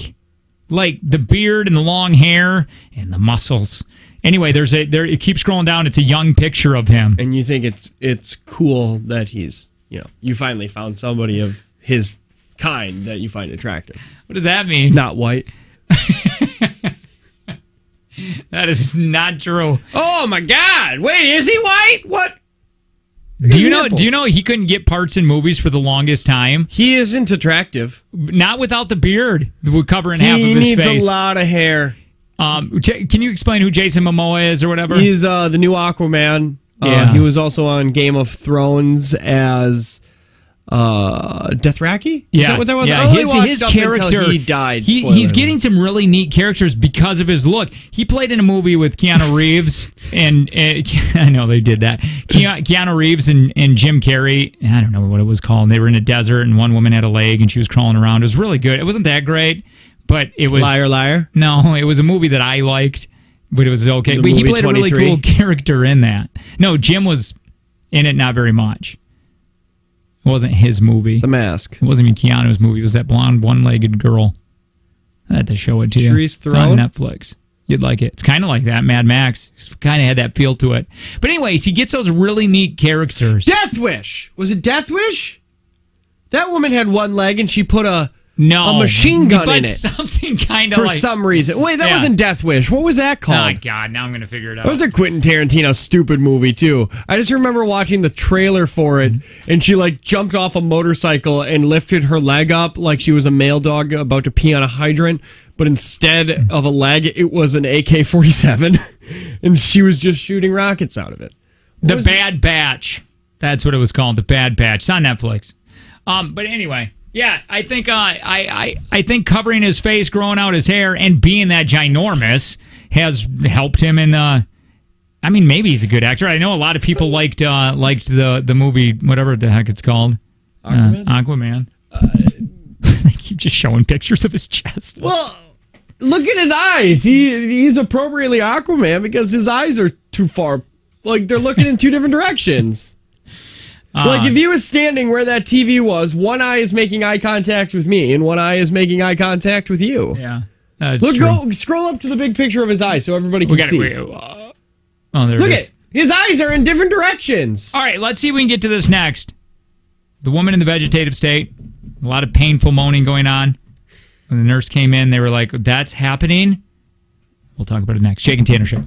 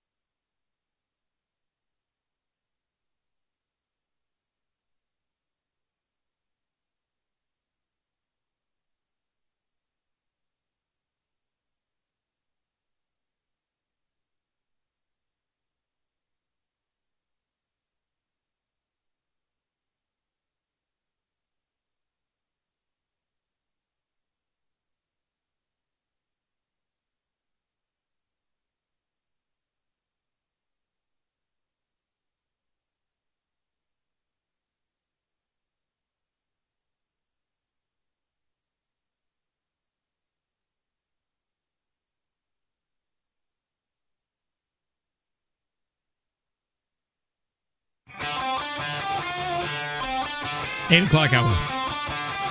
I thought we were later in the day than this. Me too. It's the Jake and Tanner Show. Hi, my name is Jake, and I'm going to tell you the loneliest job on the planet I found a woman doing yesterday when Angie and I went somewhere. Other host of the show, Tanner. That is such a tease. Hi, my name's Tanner, and my turn-ons are people who like our Facebook page at the Jake and Tanner Show on Facebook, or follow us on Twitter at Jake and Tanner, or watch us on the TV if you just text TV to 71090. That's what really gets me going. So yesterday, we went to the library because I wanted to get a book. I'm telling you, it felt weird going to the library. Did you go alone? No. Like, just you and your wife? Or just my wife and I. No kids? No, because we wanted to do it before the kids because they're just, you know how they are. They're Don't awful. eat books. Yeah. And I wanted to get my kid, which she absolutely loves. I loved this when I was a kid, was that book, the 50 Shades of Grey. No, the second one. What the heck is that called? Where the sidewalk ends. Oh. You know, the little poems everywhere? Wasn't there a creepy one? I don't know. Probably. Like in the same kind of style of drawing? I don't know. Well, anyway, so I got that, and then we ended up getting some dog books. There's a book there, The Monks of Newskeet, and I ended up getting that. And the woman there is nothing more lonely than the woman there that's working in the kids section of the book place, the library, the normal people call it. She wouldn't let us go because all she was doing was talking about her dog. And she asked, she goes, "Do you guys know I had to leave?" And I'm like, "Well, we got to go get our kids." And she's like, "Okay," because Can you bring them back? Yeah, she's down in the basement where the kids section. She's like, "I just been down here for the last 5 hours." Wait. Yeah, and the kids are in either daycare or school, so it's not like she's got a lot of... Yeah, it's just I felt so bad. I wonder if she even works there, or if she just kind of stumbled down there and she can't find the exit.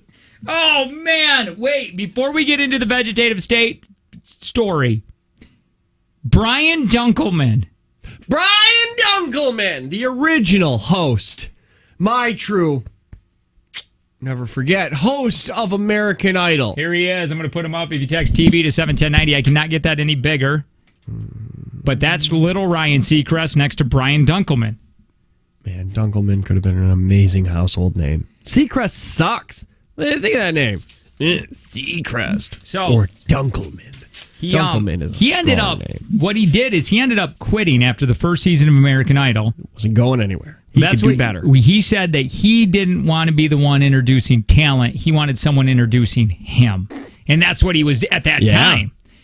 Now, Ryan Dunkleman, I don't know if anybody remembers him. Do we have any? I wish I had audio of him. Do you have it? YouTube I could find some, I guess, but I just assume that he sounds... I want to know what he sounds like with Ryan Seacrest. I'm Brian Dunkleman. He, where did that story go? Well, anyway, he is now gotten job shamed because he is working with Uber. Oh, he's an Uber driver? He's an Uber driver, and a lot of people found this out because, you know, people are like, "Are you Brian Dunkleman? I kind of remember who you are." And I feel bad for him because even though radio is still in the entertainment industry, even though it might be treated like the redheaded stepchild and we're on the lowest rung. Yeah. When you have to go to a job where people knew what you did, or worse, have listened to you, and now you're working a job that's not that, it makes you feel awful. Even though they may not make you feel, or they may not look at it that way, which they probably do, it makes you in your head feel terrible. Because in the entertainment industry, there's a lot of ego in it. Yeah, that you definitely failed. And he's working at it as an Uber driver, and people started kind of going on Twitter and sharing the picture and talking about it. I'm honestly amazed that anybody noticed. I kind of am, too. I have a video of him in 2016 because Oprah spearheaded a Where Are They Now in 2016. Could you imagine?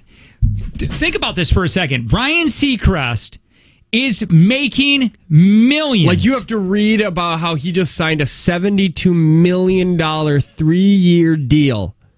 And you're working as Uber trying to make ends meet. Yeah, like because of your decision. I wonder that sometimes too. Like, if we would have ever signed with that agent, where would we have been? Now, I don't know, maybe nowhere. But maybe we could have been farther, but we didn't have. There wasn't 3 people sitting in that room. One person did sign, and now they're making millions. Yeah, see, that's the thing. We both made the decision. It's not like you went and left, and I decided I was going to stay, and you were making millions of dollars, or I was making millions of dollars, and the other person's feeling left out. We're both not making millions of dollars.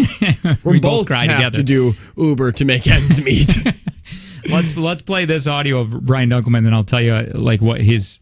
Oh Lordy, biggest mistake in the history of television. I don't agree. I think I might have made the biggest mistake in history. Trading Babe Ruth, attacking Russia in the winter, and Dunkleman. At least I'm in good company. I was 30 years old when I got the job on Idol. Live television was pretty intense. The first live show that we did, I thought my head was literally going to come off of my body. Wow, Secret. So it was, I can't express how stressful it is, but once I got comfortable, the energy in that room was amazing. Even with Ryan. Because doing live TV, I don't care if you hate Seacrest, he's really good at doing live TV. And he's good at hosting. He was very comfortable doing. Yeah, he's very good at hosting. Oh my God. Think about that for a second, though. Again, I'm back to I quit, and this guy now has 7 he's on top of the broadcasting world. Mm-hmm. He just signed that, what, 18 million? Was it, or 42 million for 3 years? It was 74 million. Okay. It was $74 million for 3 years. You said that Ryan Seacrest looks different. He looks amazing then. I thought well, not amazing. He definitely looks like a douche bro. 2002 that started. American Idol was the first season. 16 years ago? Was that 16? 17 years ago now? 17 years ago. Yeah, I mean, it's only January. But basically that was the style. 16. That's if I were to do my hair, that's what I'd be doing right now if I didn't push it over. He's got such a strong jaw. He does. And Dunkleman has such an adorable face. He should have been the host. Okay, I'm very interested in this. Go. Okay. Because he had experience in broadcasting, and I had only had experience, very limited acting. Go back. I'm sorry. This is really interesting to me. Okay, go on. Sorry. That's how stressful it is. But once I got comfortable, the energy in that room was amazing. Working with Ryan was actually great because he had experience in broadcasting, and I had only had experience, very limited acting and stand-up comedy. So I just kind of followed his lead. The judges were great, and Simon is actually a really sweet, nice, funny, charming guy. Just ask him. Yeah. I see. I think they would have got rid of him no matter what. I think they could have just went, oh yeah, Ryan is the one that's doing it all. He said he was following his lead. Yeah. And I bet you they would have ended up getting rid of him to save some money. Do you think, or do you think because they got so big they needed to fly him out to different places? Well, I think maybe he could have saved it because if he has some stand-up, and it sounds like he's got some stand-up in him, Ryan's not funny. No, and Ryan's it would have not. been, and I mean, look at Nick Cannon's was doing it, and people like that because he's got some funny chops to him. I'm thinking they probably would have got rid of Seacrest to save more money and just keep him because he's funny. He's likable. But the difference was Ryan was more comfortable on stage because he's used to doing radio and remotes and doing live radio, and he never did that. I think they would have waited until they thought he could handle it alone. He got not. This is really mean to say, but he aged poorly. This Brian Dunkleman. No, he has not aged. Not like Ryan. No. All right, go on. I think I knew I wanted to leave the show on the first day. There was a stretch of about an hour where kid after kid came out just bawling, and I had never seen anything like that. So I kind of knew from day one it wasn't really what I wanted to do.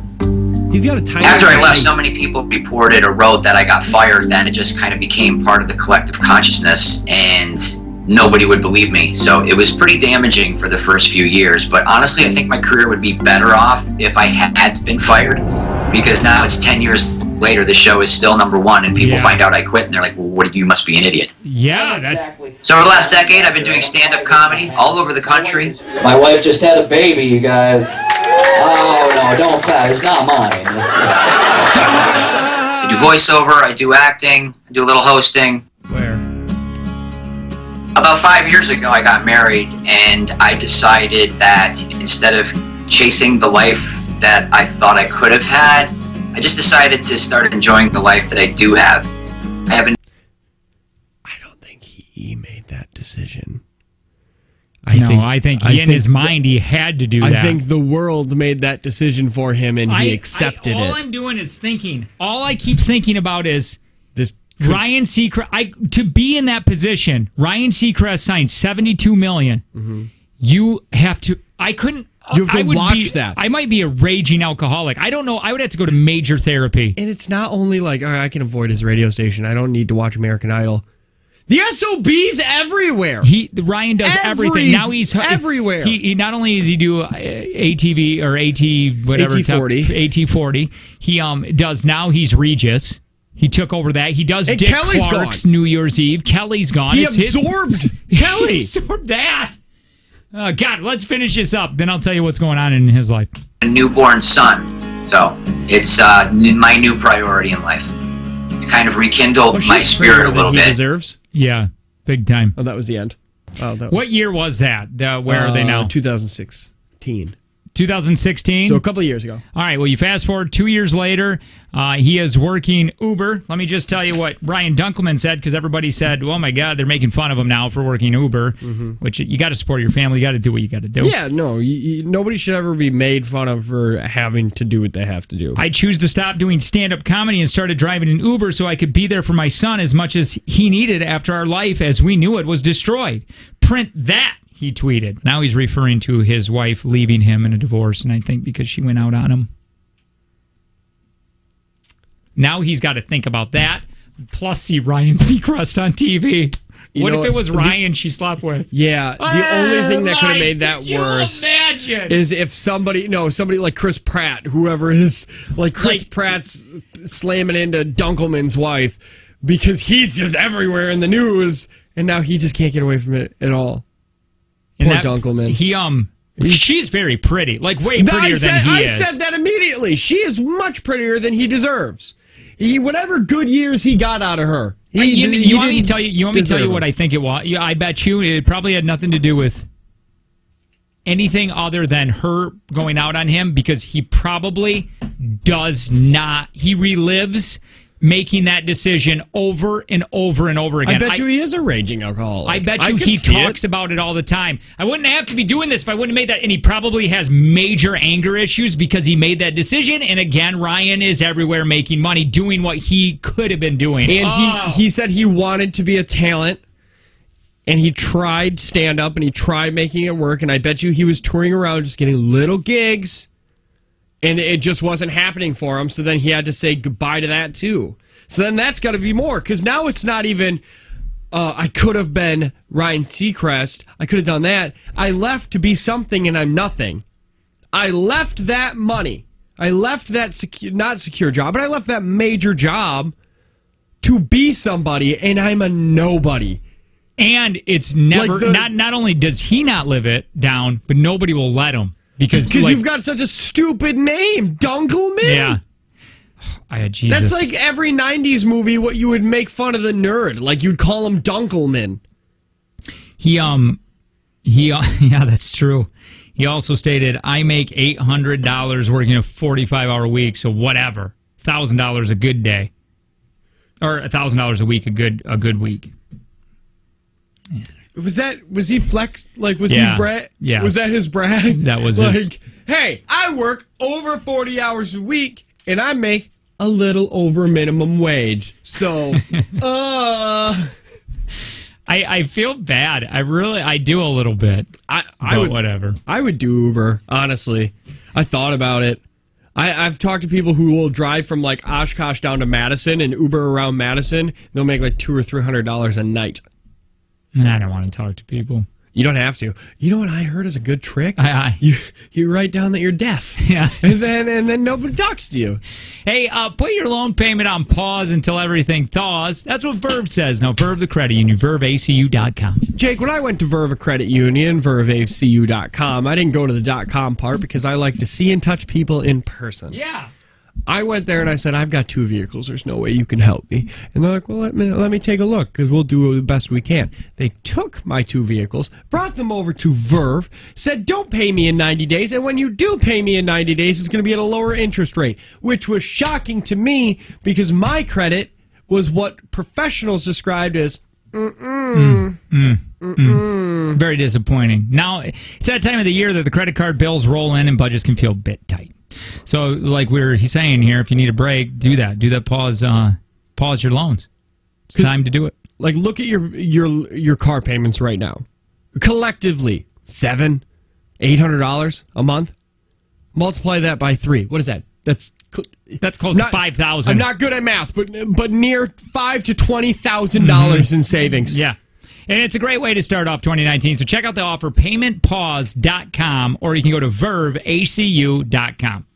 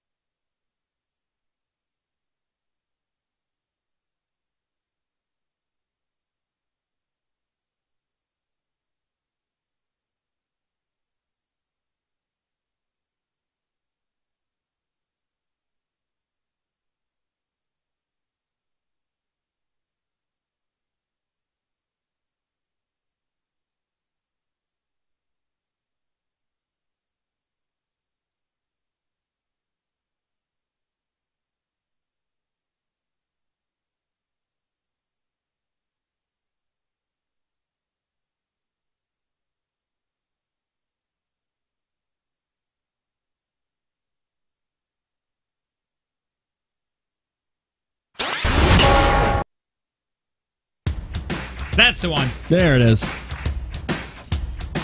I am so hungry from the stupid diet. I haven't started mine yet. I haven't started my diet yet, and I literally looked at myself in the mirror yesterday with a shirt on and said, "Is that what you really look like? Because you're gross. You're a gross human being." But you were like, you're like, well, I could possibly just deal with it. But yesterday, I still did. Okay, I did make myself a fat sandwich yesterday. Oh, it's not too bad. So good. Now you don't even know what was on it yet. I don't. But I would It was eat just a peanut butter sandwich. Oh lordy. But it had chocolate chips in it. Oh lordy, I've been there. Yeah, it was awesome. That literally made my mouth water. What are you just eating now? Like, what are you doing? The 16-8, but also eating great. I'm just doing what I did prior, where just a lot of turkey and chicken, eating and vegetables. Well, I'm eating a turkey sandwich. That's what I have. I've been up since 2. I haven't ate. I'm gonna eat that. I'm gonna go home, and I'll probably have a protein, whatever shake, banana, and all that crap. Yeah. And then I eat dinner. Snacks. I can't even talk. That's what's going on. I'm so. But you've got rid of grazing meals. Yeah, like grazing. Snacks will be grapes. Stupid, not fun stuff. Mm-hmm. Yesterday we were at the library and we were looking in the dog section, and there's the cookbook for dogs. You can make biscuits and healthy biscuits, and we were looking at it, and because my wife and I are both dieting, and we went, oh my god, that looks. We were drooling at the dog treats that you make in the. Thinking about them now is making my mouth water. It's just wonderful. I would devour sweet potatoes right now. I'd just rub them all over my body. Sweet potatoes aren't that bad for you, are they? No, I'm just saying. Starchy. I could eat. I'm going to have some of those tonight. Are you? What are you having for dinner tonight? Pork. That pork loin? Yeah. That whole 30 thing? We still make that every now and then. Maybe. No, I don't know exactly what it is. It's not that, but I don't know. It's the worst. Dieting is the worst. I hate vanity. I wish I could just not care what I look like. Yeah, I know, right? Not worry about it and just live. Like, I have friends that just don't care. I'm going to drink beer and I'm going to eat whatever I want. That's life. Yeah. Man. If we didn't have this career, I think if we weren't going to Mexico, we'd be fine. 2 chocolate chip waffles with peanut butter and Nutella. Make it into a sandwich. That is a fat sandwich, and that would be so tempting not to eat right now. I'm so close to banning somebody from the text line. Really? Yes. I've never banned anybody from this text line. Where at? But they're making me upset. Which one? Can you? I won't read it. 0004. Because they said you got... No, they said... I'll read the conversation. Gonna smoke that pork loin. Oh, you don't keep it. Smoke that pork You loin. don't say it. Don't say it. I'm gonna burst. I made a tenderloin this weekend. Burst. Or no, my mom did. She made a great tenderloin. Whole tenderloin. Just tossed it right on the grill. By the way, we might be playing Oregon Trail here. We definitely have to play Oregon Trail because Skyline Comedy Club has sponsored the Oregon Trail. Yeah, so we're gonna do that here next. So we're looking for 4 seats, but before we get into that, or we're looking for 4 people to fill 4 seats. What are they going? Are they being mean? Yeah, you guys talk about the woes of being in radio too much. Nobody gives AF. I don't know. You tell that to our ratings. And I said, correction, you don't give AF. Mm-hmm. And then he said, standing in line at JTX, others used to think so too. Well, you paid to go see us. What was his thing? That we talk about radio too much. No, but what did he say about JTX? That while he was standing in line, he started a revolution against us at our show. Wait, what did he say? He said, standing in line at JTX, others seemed to think so too. To think what? I don't know. Give this person a call. Sure. Why not? Who cares? I want to hear. Because I don't. You got to write the number down. I don't have it over here. 0004 is the last 4 digits. It should still be there. It should be like the 3rd or 4th one down. Where'd it go? Lies! Why is it gone on yours? Oh, because you keep hitting it. Scroll. Just a little bit more. Maybe this is the kind of radio he's talking about. No. Just write it down to be 100 times faster. Well, why? I don't have a pen. You steal all my pens. There you go. By the way, let me say this while you're sending that over.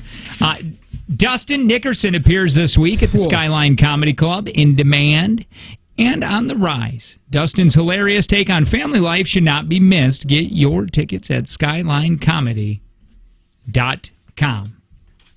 All right. Tanner is moody today. No. No, I agree. They probably won't answer. Probably not. Talk really big through a text line. We will find out. Yep. I don't know, and then we'll just see what they want us to do. Yeah. I swear to God, if it's Danderson. It could be. I don't have... Wait. Hey, wait. Before you're on the radio, okay? Yep. Oh, by the way, this is a really good one, 0004. 1212 just said, if you don't like us, you could just listen to the birthday station. Yeah. I do sometimes. Okay, so... What's up? Well, what's up? You know what's up. Yeah, what would you like us to talk about? You guys should embrace these critiques. I think it would help you more. We are. We want to hear more of it. What did he say? We shouldn't what? We should embrace his criticisms. Why do you think we're calling? Yeah, we want more. We want to figure out You guys are upset. your You guys reasoning. Try to shame it, but... What do you do for a living? That's not part of what we're talking Well, about. is this Anderson? No, it really is, because this would be like us going to your job and critiquing you Well, and telling you what you should be doing. Of course you're going to be mad or offended by it, you idiot. No, I would listen to it, and I would take whatever was important to heart. Hold on. But would you take it from somebody who's never done your job? Or would you say, that guy doesn't know what they're talking about? If I go up to my mechanic, I'm not a mechanic. If I go up to my mechanic and say, hey, I would do it a different way than you are, he'd look at me and say, I'm sorry, are you a mechanic? Look, I didn't mean to get you upset. I apologize, but myself and others agree that you guys talk about the radio maybe a little bit too much. But not enough, hold on, but not enough to not buy tickets to our show. No, you guys are great. Nobody said, hey, you guys are taking it wrong. I like you. We like you too. Well, you know, hey, here's advice. Here's advice to you and everybody else. We pay for criticisms from a talent coach. We don't need it from the text line. But that's just what we do. This is the career, and that's what people do. They just do. We are in this business, and people, goodbye. Bye, bud. I like you, but... First of all, you can't say that we're taking it wrong. My God, read some of the text. You told us we suck. Yeah. If I go back on his text messages, he says that we're being fake or a bunch of stuff. I like that he supports the show. I doubt anymore. But there's this weird thing where some people think that if they listen to the show long enough and they support us for a long enough time, that they're allowed to tell us what to do and what we can't do, and you're wrong. Hi, who's this? Oh, great. This is Josh. I don't want to go down Hi, this Josh. line. Love you. Hola.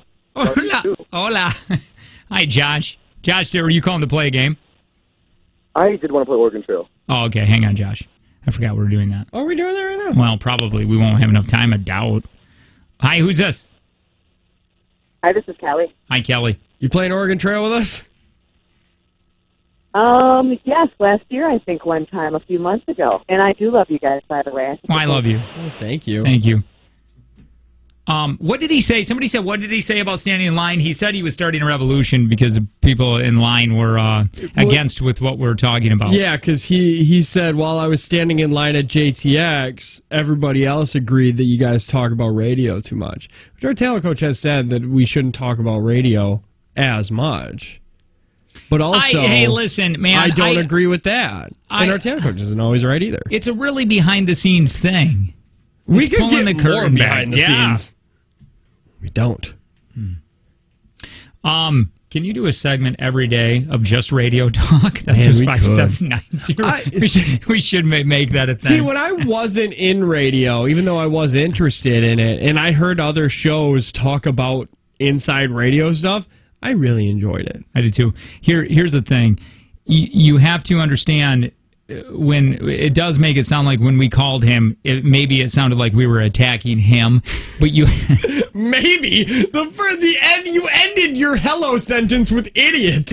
Well, it makes me so mad, like, because I would never go up to my accountant that I've never did this and said, "Hey, why are you doing it this way? Yeah, you should be doing it this way." In fact, when I was outside in line, we got everybody else telling you add your numbers bad. Yeah. Like, that was a really bad analogy, but you get it's it. Fine. All right. Or give me a better one. You're good at analogy. I said the mechanic one. Yeah. Oh, yeah, that's a good one. Then everybody in the waiting room said that you should be pulling the plug first. But it doesn't matter. Because unless you did the job before, or you are being paid by somebody for you, go up to any other career and tell them that they're doing their job wrong. See how that works out for you. Somebody said Betty works at the birthday station. Maybe. I like, one person said, Danderson just needs to go back to work. I wonder if it's because of something that we said. How? Because he was just saying the insides of radio. He wasn't just saying we suck in general. I know, but today something he was mad today.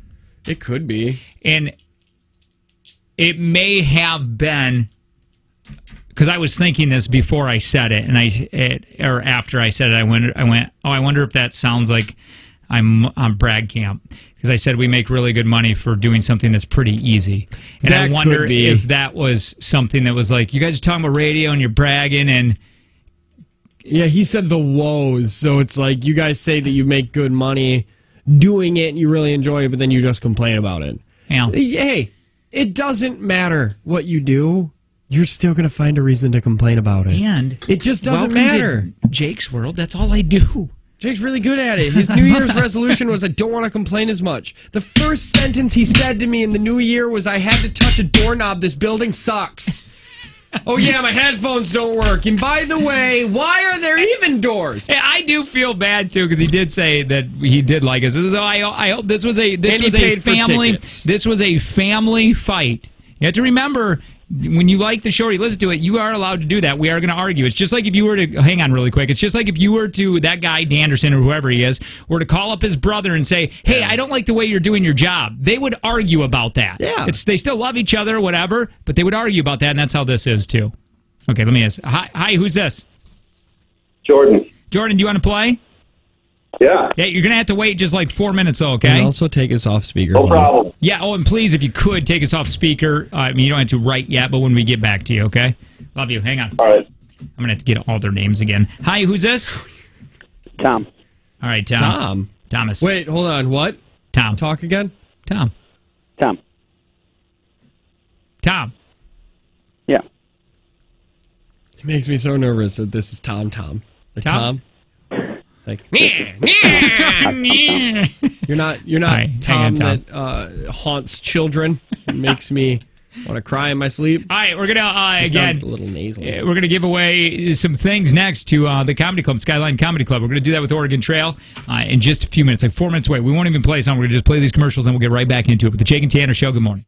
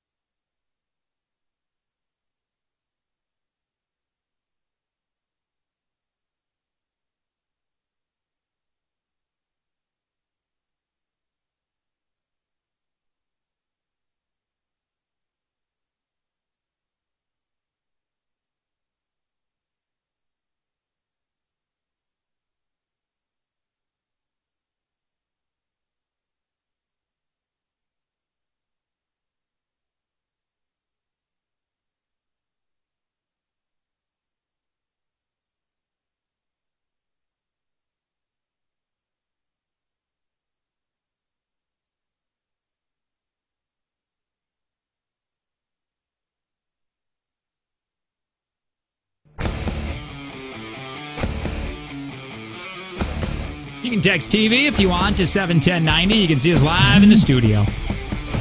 It's a Jake and Tanner show. Words coming out of my mouth. My name is Jake. The words that came out of my mouth and now are going to go into Jake's mouth are the words of Tanner. We got a game we're going to be playing called the Oregon Trail. We're going to be doing that in a few minutes. We're going to have a new game on Monday, I believe. Is that going to be Deep Throat or is that going to be the Three Horsemen? Monday will be? Deep Throat. Start your week out right with Deep Throat? Yep. Oh, man. I didn't get to that story now, and people are... That is... And it was such a good tease. We can get to it at the end of Oregon Trail. Guarantee it. Think so? Or you got to say no because it's a good story and you don't want to give it to the 8 o'clock hour. I thought... all right. Because they get it. We've been teasing it all day. There is a comatose woman, vegetative state. And she was been that way for 10 years. A lot of moaning and painful moaning coming out of her room. And a nurse went in there and they're like, well, that's happening. It is a bizarre, and it's not only does the vegetative state scare me in my weird fears that I have, but also that happening does. We'll talk about it. I don't even kind of know what's going on. No, who's contestant number one? This is Joshua. Hi, Josh. Josh. Hola. There's Josh. Hi, who's this? Jordan. That's right, Jordan. Stand by really quick, and then I forgot. This is Tom. Tom. Hang on really quick. And hi, who's this? Hi, what's your name? Tammy. Tammy, you made it to the trail. All of you guys did. Now, this is just like the old school computer game you used to play back in the day. But now you can get it free online. We put your name into the game. Bad things happen as we go down the trail, trying to make it to Oregon. This should be a lot of fun. Last person to survive is going to win the Dustin Nickerson. Appears at the Skyline Comedy Club. In demand on the rise. Dustin's hilarious take on family life should not be missed. Get your ticket to SkylineComedy.com, but you're going to get it right now. What year is it, Tanner? 2083. 2083. Not even back in the day, or maybe we went back in time because a bad apocalyptic thing happened. No, this is 2083 BC. Oh, BC. Good. I'm going to be your co-pilot here. I'm going to be your guide. You're the captain. I'm God. I am the captain. Tanner will be narrating this. Here we go. It's cold. Burr. It's hot. It's so hot. It's a confusing time in the BCs. Josh brought some candles. My body. Good. Your body's changing, and you're going to notice hair in places where hair wasn't before. Right. Good. Tammy brought food. Jordan brought blankets. Tom brought a fire starter, and Jake brought gloves. Yeah, buddy. These all seem like things you need. Yeah. Which is surprising because most of the time Jake brings lube. So actually, Josh, we're doing well so far. You're so far doing the best you've ever started. This group is a good group. Josh has dysentery. Uh-huh. haven't even left. Josh, oh man. Haven't even left the parking lot yet. And Tammy has a mild headache. So just rub your temples or something. I don't know why we needed to know. Jake wants to try the Bird Box challenge, so he blindfolds himself. It's a cool thing. Jake asked Tom to be his GPS. All right, Tom. Which seems right. Tom, will you sit on Jake's lap and be his eyes? Before you answer, Jake grabs you by the hips and throws you on his lap. So that's where you are now. Come sit on Uncle Jake's lap. All right, let's go. Jordan has made a blanket fort and won't tell anybody the password. Oh, man! Jake ran over a small family on the trail because he's blindfolded. Bad Tom. Yeah, Tom. And Josh has cholera. Oh, Josh, you are not. What is wrong with me? Tammy's hungry. But the food is in Jordan's fort. Oh, no. What are you going to do? Tom, guess the password. No, fire. Tammy has to guess the password. That's what I meant. Because Tammy's hungry and the food's in the fort. Yum. Jordan, is that the password? It is not. No soup for you. Sorry, Tammy. Jake is still blindfolded, and Jake ran the wagon into a tree, breaking 2 wheels, and the canopy is ripped. Josh, you are the closest. Will you go out and repair the wagon? Might as well. I already have dysentery and something else. I might probably die. Do it. Yes. As you step out of the wagon, Jake tries to back up and runs you over with the remaining 2 tires. Josh is dead. Sorry, Josh. Wait a minute. I ran him over with only 2 tires? Yes. Okay. That takes some kind of talent being blindfolded, just FYI. Tom got free from Jake's ninja grip and is no longer sitting on his lap. We are now at a river. Jake has no idea what the river looks like because he's still blindfolded, so he walks right through it instead of taking the bridge that was a mile downstream. Jake, you capsized the wagon, you lost 4 ox, and Tom drowned. Oh, Tom, you should have stayed on Uncle Jake's lap. Oh, no. Only Josh, Tammy, and Jake remain. Tammy and Jordan and Jake. Only Jordan and Tammy and Jake remain. That's right. Jordan has typhoid fever. Ooh. And Jake is still blindfolded. And Tammy has decided to steer the wagon because Jake is just driving in circles. Okay. And Jordan has a severe splinter. So, Tammy, you're in control. Great. Jake, being blindfolded is taking a lot out of you. Do you want to go take a nap? Yeah, Yes or no? definitely. Jake takes a nap. Tammy, now that Jake is no longer trying to backseat drive with a blindfold on, there's a fork in the road. Left is woods, right is flat plains. Where do you want to go, left or right? Let's go flat plane. As you entered the flat plains, Native Americans came and stole the rest of your food, and also Jake. Aw. All right. And you came up to a river. Jake is at the edge of the river. He escaped, but he's still blindfolded. Tammy, what do you want to do with the river? Oh my gosh. Go through it? Well, that didn't work, and Jake couldn't find the shore because he's blindfolded, and he drowned to death. Only Jordan and Tammy remain. Wait a minute. I'm so confused. I don't know what happens, man. Okay. Just the narrative. You got back somehow, but now you couldn't swim and find because you were blindfolded. Okay. So I'm just dead. You're dead. Okay. Just know that. Tammy and Jordan. There we go. And Jordan has an infection due to his splinters, and Tammy was bitten by a horsefly.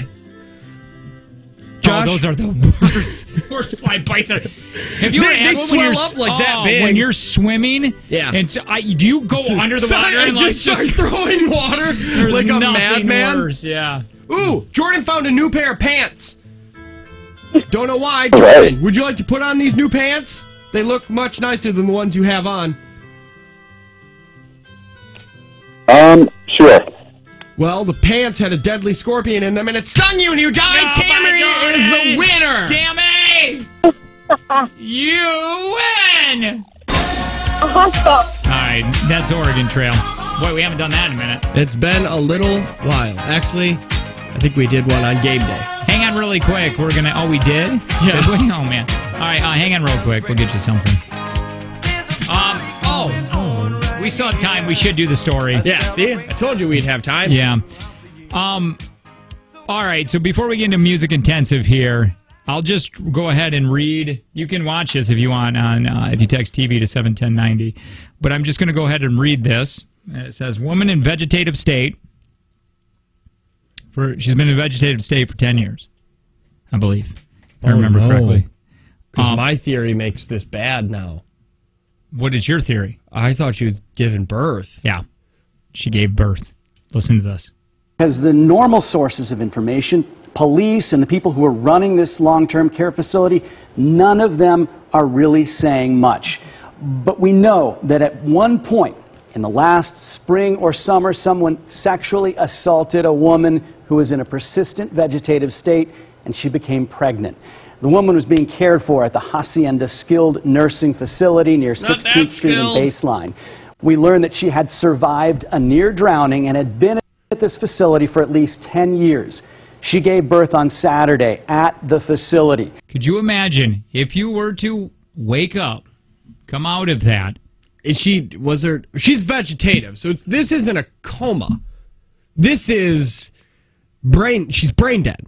Now that's what vegetative now, state has means, there right? ever been? I believe so. Yes. Has there ever been a case where somebody has been a vegetative state but has come out of it? Maybe. I don't know. I just feel like it's you can come out of a coma. Well, she was moaning during the nurse heard moaning because of giving birth. Let's listen to this for a second. We're told the baby survived. Phoenix police tell us they are investigating. The vice president of corporate communications for Hacienda issued a statement that reads in part, "We cannot comment on any patient due to federal and state privacy laws. Additionally, we cannot comment on any ongoing investigations." Adult Protective Services told us, upon hearing of these allegations, we immediately dispatched a team to conduct health and safety checks on all members residing at this healthcare facility, which has been completed. Well, I mean, it's got to be in the last 9 months. I mean, in that time frame. What do? Do you just DNA test everyone? Because somebody's got to go down for that. Yeah, somebody they have to. Well, you gotta.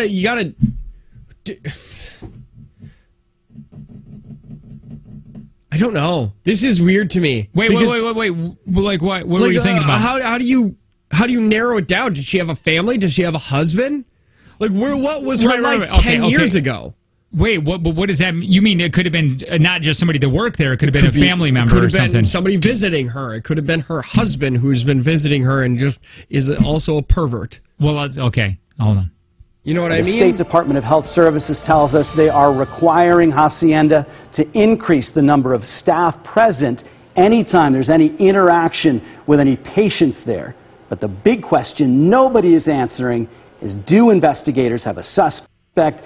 Do they know who did this? Yeah, because I didn't even think that way. When I read this morning or listened to this morning, I went in the way of it had to be an employee. I didn't think at all it could have been somebody, just a family member visiting or a friend or whatever. I didn't think that. It's been 10 years. It kind of... After 10 years, I don't think I'm visiting as very much anymore. So you're saying it's probably not family? Man, it's I don't know. Maybe. Somebody said, and does her family have to take the baby? Question mark. Who gets the baby? Well, I need more information and they are not this. Talking. So many questions. Do we know if that woman, does she have any family in the valley? We don't know anything about her other than she survived a near drowning and she has been at this facility for at least 10 years. At this point, we don't know what happened to the baby? No, we don't. We know that the baby is at a local hospital. That's all we have heard. This top-notch reporting, bro. Could you imagine, though, being that when you get adopted or whatever, and you find out that your mom was actually in a vegetative state? And that somebody raped her when she was sleeping? Yeah, because regardless if it was an employee or her husband, if she had one, or boyfriend, if she had one, or, God, hope it's not a family member, but it's rape either way because she could not consent. Somebody said, well, how would they do that? Like, hey, by the way, your wife just had a baby. You got to come get it. I mean, it's awful. I mean, great. I mean, it's an awful thing on what has happened. Hi, is this John? Yeah, John speaking. This is Mary over at the hospital where your wife is. Oh, is everything okay as she passed? No, quite the opposite. She had a baby, and we're just... Have you... And you got to come get it. Because if you have, it's your baby, and we're not really qualified to take it. So you got to come get it. Disgusting. We know this woman was helpless and that she was victimized. Did the staff know she was pregnant? Yeah. The people at this facility have some explaining to do because from what we have heard, they did not know that she was pregnant until she gave birth. So many questions. I mean, think about this, though. I mean, you're in a facility for 10 years. Do you want to know that the staff is probably not checking on you? They are, but I'm sure it's not as... Yeah. In my head, and I'm going a very negative route with this, I'm thinking they're kind of just leaving you be. I think once you're in that state, other than making sure vitals are there and your IV bag and you're getting your fluids.